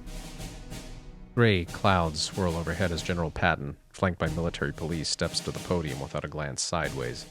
Up close, his uniform is less impressive, and his photographs without a polished helmet or gold braid. Only the twin ivory-handled revolvers at his hips suggest that he is the same flamboyant personality you've heard about. The men wait in rows, squad by squad, platoon, company, battalion, regiment, and finally division. 20,000 soldiers lending an expectant ear. Take seats, Patton orders, his high squeaky voice resounding through the ranks. The soldiers sit on their helmets and wait. They know the apology is coming. Men, the men call out a collective no at hearing any contriteness from their beloved general. They shout and clamor, denying him the chance to apologize for several minutes. You could swear that Patton is crying tears of relief at this loyal demonstration. Your men are no different. Crossley's bellow thunders his approval for Patton. Roberts cheers even though he's lost his glasses, is not even pointing in the right direction. Even Morris and Patterson are swept up. Georgie! Georgie, they chant over and over until a whole portion of the crowd adopts it. Thompson and Glasgow shout their shared approval side by side. Dearborn joins Wilson's vociferous approval, though he doesn't stoop to the piercing whistles. Patton makes a show of tossing away a sheet of paper, the opening of his speech. The men gradually subside in their exuberance. At last, Patton begins. In the Sicilian campaign, we lost some 1,500 of our comrades killed in action. I do not grieve for their death because I thank God that such men have lived. But I do say to you all that it is our sacred duty to see that each of our dead comrades is escorted through the pearly gates by a very large number of enemy dead. The men eat it up. The general has to pause for a moment to let the cheers die down. It is up to us now, and hereafter to produce those escorts for our heroic slain. You know that I've never asked one of you to go where I feared to tread. I've been criticized for this, but there are many General Pattons, and there's only one 7th Army. I can be expended, but the 7th must and will be victorious. The men erupt in cheers again, and there's no stopping them this time. When the bugles fail, Patton gives up on restoring order, and with a fatherly grin of approval, departs the podium. Good speech, Glasgow says, in gravelly tones as the formation breaks up into clumps of talkative GIs. The lieutenant idly strokes his already darkening chin. 5 o'clock has come early. Heard you bumped into him. Heard you knew enough not to promise what you couldn't deliver. Your other officers discreetly hover at the edge of the conversation.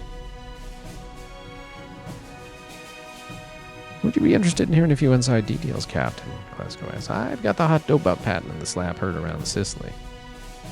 Go ahead. I prefer it not to be in the scuttlebutt, but I'm not in the Navy, so I can't complain. Patton, our beloved general, slapped 2 men, privates, a few weeks apart. Everyone knows that. Everyone also knows that Patton hates cowards. He wants fighters, and he figures that having a coward, a broke-down man sitting with the wounded, which they were, is a bad thing. First it was Private Cool. Patton asks Cool what's wrong with him. He says, well, he's in the tent with the wounded, and Cool says something like, I guess just can't take it, and Patton slaps him. Sounds about right. Yeah, everyone's heard a version of that, and what they don't know is that Cool had dysentery for a month on account of having malaria, which would have gotten pulled off the line if they'd known earlier. But that ended all happy, because Cool got fixed up and went back to his unit. Patton later apologized to the man in person, and that story went nowhere, at least it shouldn't have. What happened? Well, the second slapping was worse than the first. Guy named Bennett, artilleryman. He saw one of his buddies get blown up, started acting weird, didn't want to leave his unit, but they dragged him away to the field hospital, and there he met Patton. Patton didn't like Bennett any more than Cool, not him not knowing all about Cool yet. Patton's been on the go, he's tired, and Bennett's just rubbing him the wrong way, so he slaps him, and like before, the docs get the general out of there before he can do worse. Only this time, Patton comes back at Bennett waving a pistol, one of them pearl-handled pieces he wears. No. Or was it ivory? Can't remember. Whichever is more expensive. Anyway, Patton's shouting that he'll shoot that son of a bitch, and again, the docs have to drag General out. So the press got wind of it, eventually. Docs were the ones that made the complaint. They were pretty ticked off at Patton, and having that hypocritical oath of theirs, they kept pushing till the newsies picked up on it. So this crap's all over the place now, and people back home are upset. Lots of jawing, especially from politicians who ain't risking their necks. Patton might lose 7th Army. He may have to go home. What do you think? Never count that sort of man out. Just when you think he's down for the count, he'll rise again. Oh, Eisenhower's going to yell at him a bit, and he may get a slap on the wrist, but he'll be back, however he can manage. Gotta admire those kind of guts. I know I do. He's everything you'd want in a general, down to the ivory revolvers. Oh, they were ivory. Guess Pearl does look a little tacky. Cheap New Orleans whorehouse pimp, if you ask me. I'll try to give you the lowdown on the juicy bits I come across. Never hurts to be in the loop. Your officers shift about, waiting on informal dismissal. Wilson's lost in thought. Wilson, what do you know about shell shock? What about it? We've seen all kinds of trouble from soldiers who got the things. Back in the Great War, we had shell shock. They'd blast us for days and days, roar away at you like sandpaper on your nerves. I get that. What's the best solution? Sometimes a few days in the rear. Sometimes a bottle. Sometimes there isn't one. I had a drink with a Frenchman just after the war ended. He'd been a prisoner of the Germans since Verdun. Poor bastard was half starved and stayed that way even after 3 courses on my dime. He was on a section of the front the Germans hit with more artillery than you could shake a stick at. Shells coming down, one after another. Gas, high-X, busters, burners, whole smash. He said they kept to their bunkers for half the day. The arty didn't let up. Men went mad, and the pounding, biting at their lips till they bled, screaming just so they could hear something other than that awful thunder. The Krauts wanted to create a zone of death, and they nearly did. Casualties were 90%. The rest got mad. When the Germans came forward with their skirmishers, rifles slung to get through the craters, there was a small knot of crazed Frenchmen waiting for them, their uniforms shredded, faces black with ash. 100 chasseurs and 7 tore-up lieutenants with nothing but rifles and bayonets against the entire Kraut attack. The French figured they were dead anyway, and they had nothing to lose. And they might have lost if the Krauts pushed, but instead the Krauts retreated and laid another bombardment the next morning. See, the French went crazy, but then they came back to being sane, because it was just no use being nuts. What is there between you and Glasgow? Between me and Bill, nothing you need to worry about. Morocco, he'd been doing me favors from the supply side of things, that's all. Got me those pictures of Fadala. He's always great to help. And now he runs a weapons platoon. Yep, nothing wrong with that. A lot of good officers coming from up the ranks. Can you work with him? Can you work with him? Yes, sir. I can and I will. Who knows? He might even make a good officer one day if you keep his nose clean. After all, you can't bribe bullets. With Pat and the spectacle out of the way, it's back to the grind. Even with an executive officer to help you with the paperwork, every day is a different sort of struggle. Everyone gets tired eventually. It is the human condition. One evening, you catch sight of Lieutenant Wilson leading his men back from a quick march. Normally, he's out front. Today, he lags behind. I'm worried about Sam. First Sergeant Grant says. He nods toward Wilson in a familiar way, one born of prior association. He's slowing down, maybe too much. He'll be fine. We'll talk with Wilson. Even as you step over to Wilson, he steps back and makes a show of tying his boot tight.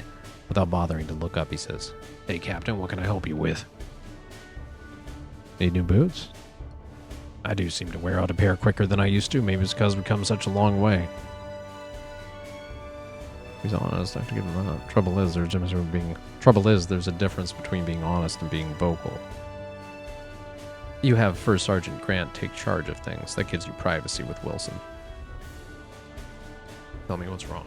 Wrong! As he stands back up, his knees creak. Not a matter of what's wrong, but what's still right. I got years and mileage in my favor. You're slacking. Pick it up. Yes, Captain. Won't do it again. I hope that turns out okay. Now you must consider the days ahead. Men want to do nothing but eat hot chow and sleep on a dry cod without anyone shooting at them. There's even the luxury of a movie or two. Your officers need to be involved in training and planning. Nickel Company can't just take a break, not while there's still war on. But every man has its limits. If they can't unwind now, it may hurt later on. There are many things you could do. Train the men personally, take care of paperwork, which always seems to pile up. Or take some time away to unwind. First Sergeant Grant can manage the routine things, after all.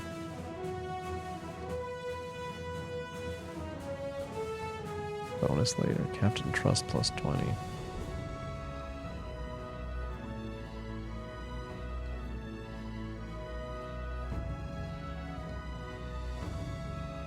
I'll always take the sure number, I think. That's the thing. It's like, oh, you get a bonus. Well, bonus could be, I don't know.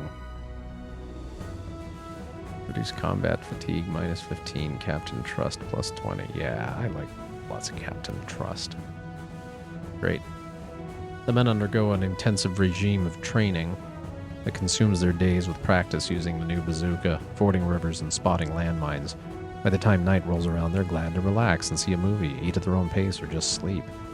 You leave the company paperwork entirely to Grant. Eventually, he runs out of places to hide the piles. Whatever. The days pass. You finally finish up with an accounting of the landing with a lessons learned section. A knock on the door. It's Private Roberts. Captain, do you have a moment? What is it, Private? First squad just pulled the Grimaldi family wagon out of a ditch, and Papa Grimaldi invited us over for dinner. Officers too, sir. House is just down the road. Well, the guys want to take him up on that. Get a chance to get some home cooking or something different anyway. Why'd they send you to us? I think the fellas are interested in the Grimaldi daughters. He absently twists the steel wedding ring wrapped around his finger. I mean, I doubt they're expecting anything from a dinner, but they're still thinking about it. But not you. No, Captain, my wife writes me regularly. I'm only thinking of her. After Roberts is dismissed, First Sergeant Grant slips in after. Dinner, Sergeant. I mean, army noodles, powdered cheese, and ketchup are no match for actual pasta. Not that the men have time to really notice these days, but it seems strange the Grimaldi family is so eager to feed an army. What are you worried about? Not worried. Just concerned. Okay, I'll go. You'll need to bring a gift, Captain. I mean, you are their guest, and it's tradition. At least that's what I heard. Maybe that's why the Italians are doing it. This way there's going to be lots of presents, Christmas and August. Let's bring some for the kids. We'll bring a book. That's the kind of guy. The company library is a small operation. Make matters worse, most of the material just isn't for kids, but you find something that'll do, assuming they can work through English. You put on your cleanest jacket, polish your boots, and head out to join the others for a short walk and a long dinner. The enlisted men made a show of things. Crosley's wearing boots with the laces tight, while Patterson has gone to the effort to shine up his own pair. Morris isn't happy about the general issue necktie and let Roberts meticulously put it in order. Wilson's already there, absently adjusting the package under his arm as he gazes back at the camp. He nods as you draw near. Captain. The enlisted men come to attention as you approach. An exchange of salutes puts them all at ease. What do you got there, Sam? Oh, it's a 10-1 that the Glasgow held in reserve. That the Glasgow? It's a 10-1 that Glasgow held in reserve. Too much for one man, but maybe just right for a family. At least that's my thinking. What the hell's a 10-1? What'd you have to give in return? An Italian Glicenti pistol, Captain. Just 2 rounds left. There's a nick in the grip and it feels too light besides. Confiscated it before the idiot private could accidentally shoot his toe off. You think the quartermaster's gonna do better? Oh, he'll trade it upwards to higher officers. He'll ship it home with baggage and hopefully that'll be that. Captain, Crossley says. First Sergeant Grant be coming? Maybe we'll take him a plate when we go. I think he'd like that, sir. Thompson arrives carrying a generous packet of chocolate. When Dearborn approaches, it is to the clink of glass as he carries a small wooden box that clearly contains spirits. Glasgow wanders over with 2 cartons of cigarettes under an arm. With the officers assembled, you head out through the gate and lead the way toward the little house in the distance. The pace you set is a familiar one, and before you know it, you're halfway there.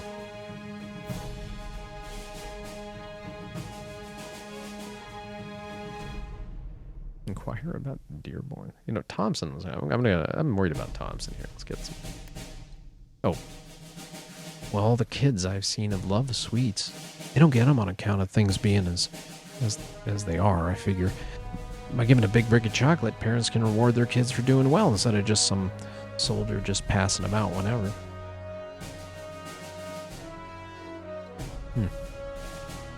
Maybe we should write a letter to Truscott.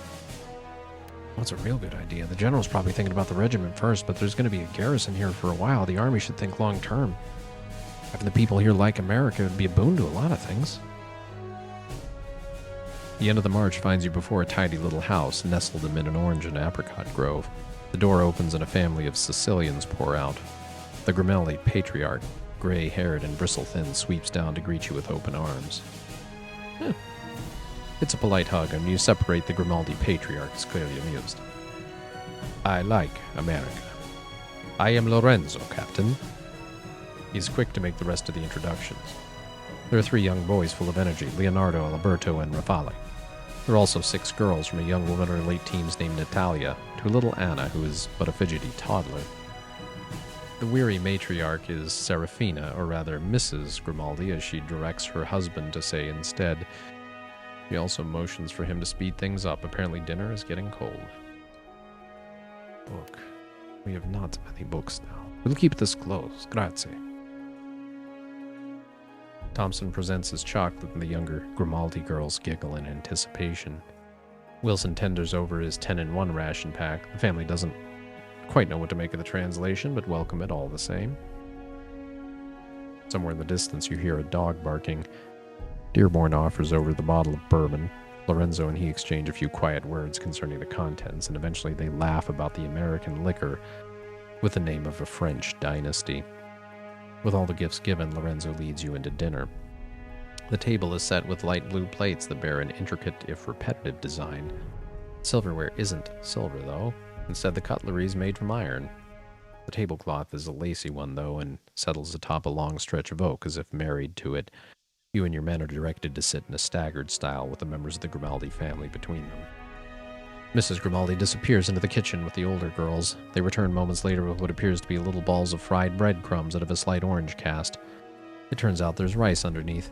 The inside is filled with lush cheese, tomato sauce, and sweet peas. Arancini, Lorenzo declares, to celebrate the festival of St. Rose. Are these made with oranges? Not with fruit. The color is how they are cooked. I think the name means Little Orange, Captain, but that's about all I got, Wilson says. The breadcrumbs are crunchy, the rice coherent, and the interior filled with cheese and cooked peas, a combination that proves to be delicious. The arancini disappears quickly.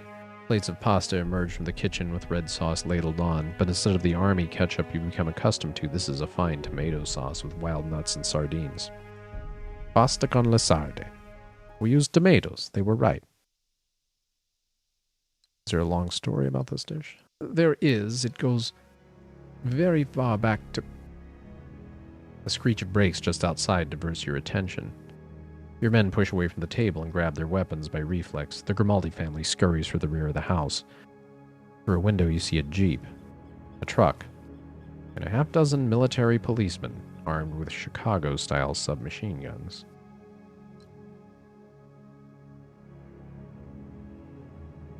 You head to the front door. As you jerk it open, a grim sergeant rolls inside and comes with his weapon ready.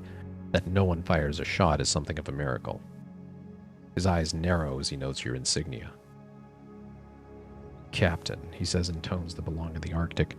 With a deliberate shift, he pivots so that you see he has the stripes and diamond of a first sergeant, though it is clear that those have recently been sewn on.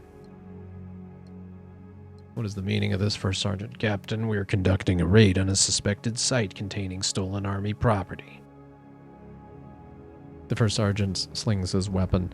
The movement deliberately draws attention to his black MP armband. I'm First Sergeant Barnum, and my orders come from Division.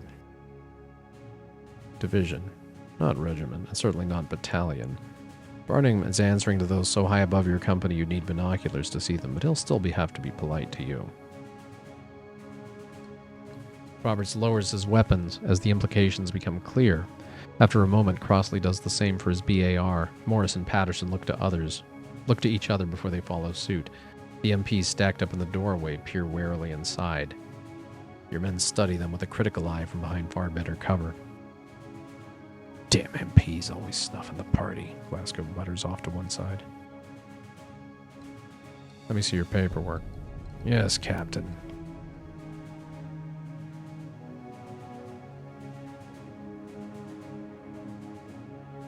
He retrieves a folded up square of paper from a front pocket and passes it over with crisp formality.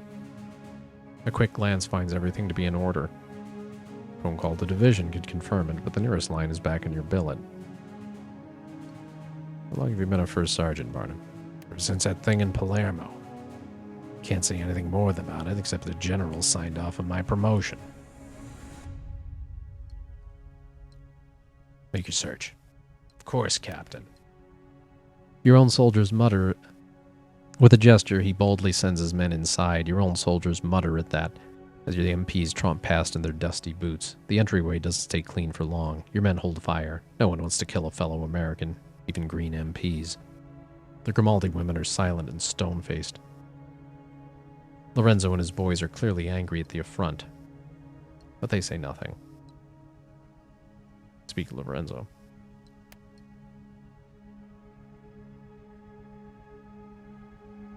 You step over to Lorenzo. His jaw is clenched shut and his hands are balled into fists. Why you do nothing, Captain? These men defile my house like Kamichi near it. Black shirts. I can do more if I know more. Yes, ask your questions. Have you stolen army goods? We have not. Although we have been traded for, given as gift, though I cannot say if others steal things. How much stuff is in the house? Americans are very generous. Where are your older sons? They are away. You're gonna have to be more specific. One is dead, the other is in British camp. I hope he come home soon. Precious. I've seen black shirts many times. Mussolini's thugs came and take my crops, my silver forks and knives. They take daughters too if I let them, but I did not. What else? Captain, I could tell stories for days until your eye turned to white. My wife, she do the same. Hers worse than mine. Only when Mussolini is dead will I laugh once more. As you approach First Sergeant Barnum, a cry rises up in the back of the house.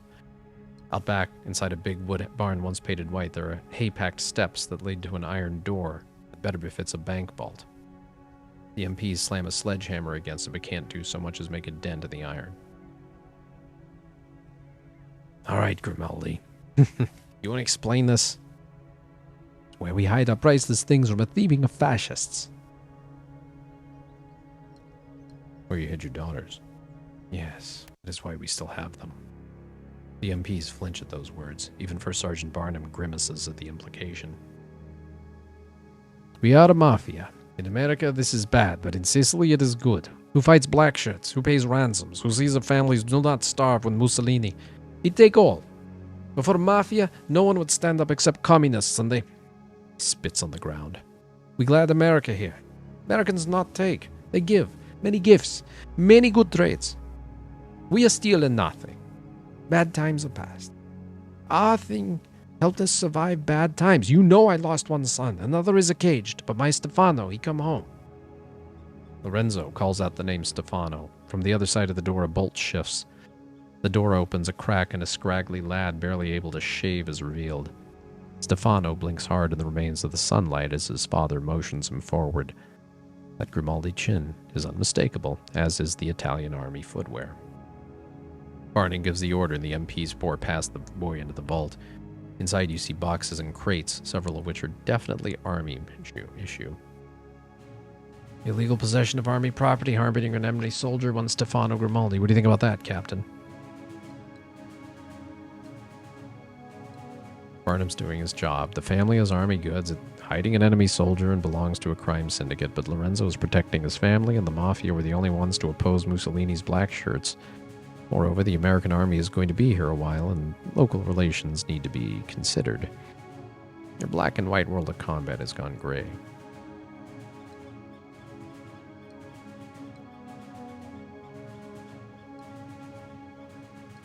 Taking their son is going to make them enemies.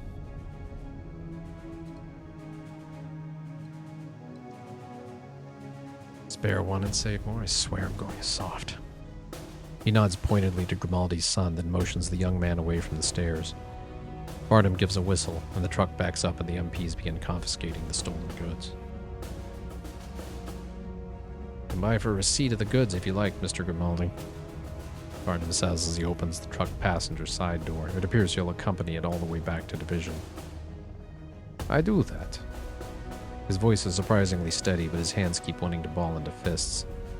Stefano touches his arm and the tension recedes. Barnum can't help but notice that. First Sergeant Barnum steps closer to Lorenzo. Now, if you happen to hear anything about loose gold coins, anything at all, my boss would be very interested in hearing about that, and perhaps we can work something out. Lorenzo blinks hard at the offer. I will listen, he replies. And with that cryptic exchange, Barnum and the MPs depart. You look to Lorenzo. He shakes himself out of deeper thoughts. Thank you, my friend. My son remains with me, and I think need no longer hide. Lieutenant Thompson begins to whistle as everyone heads back inside. After a few steps, Wilson joins in. We were guests to that family and behaved accordingly, Dearborn says. For a wonder, there is a smile on his lips. Glasgow glances back at the MP's truck and for a moment is lost in thought as he observes their legal larceny, but he holds his tongue out of it, perhaps out of professional courtesy. The truck soon disappears. The enlisted men return to their places, and Mrs. Grimaldi sets an additional place for Stefano, though the wine does not flow as freely as before. The dinner continues. The rest of the evening passes pleasantly enough. Orders arrive the next day. Prepare to move out. 7th Infantry is needed across the sea in Italy. Days will be busy and the nights long.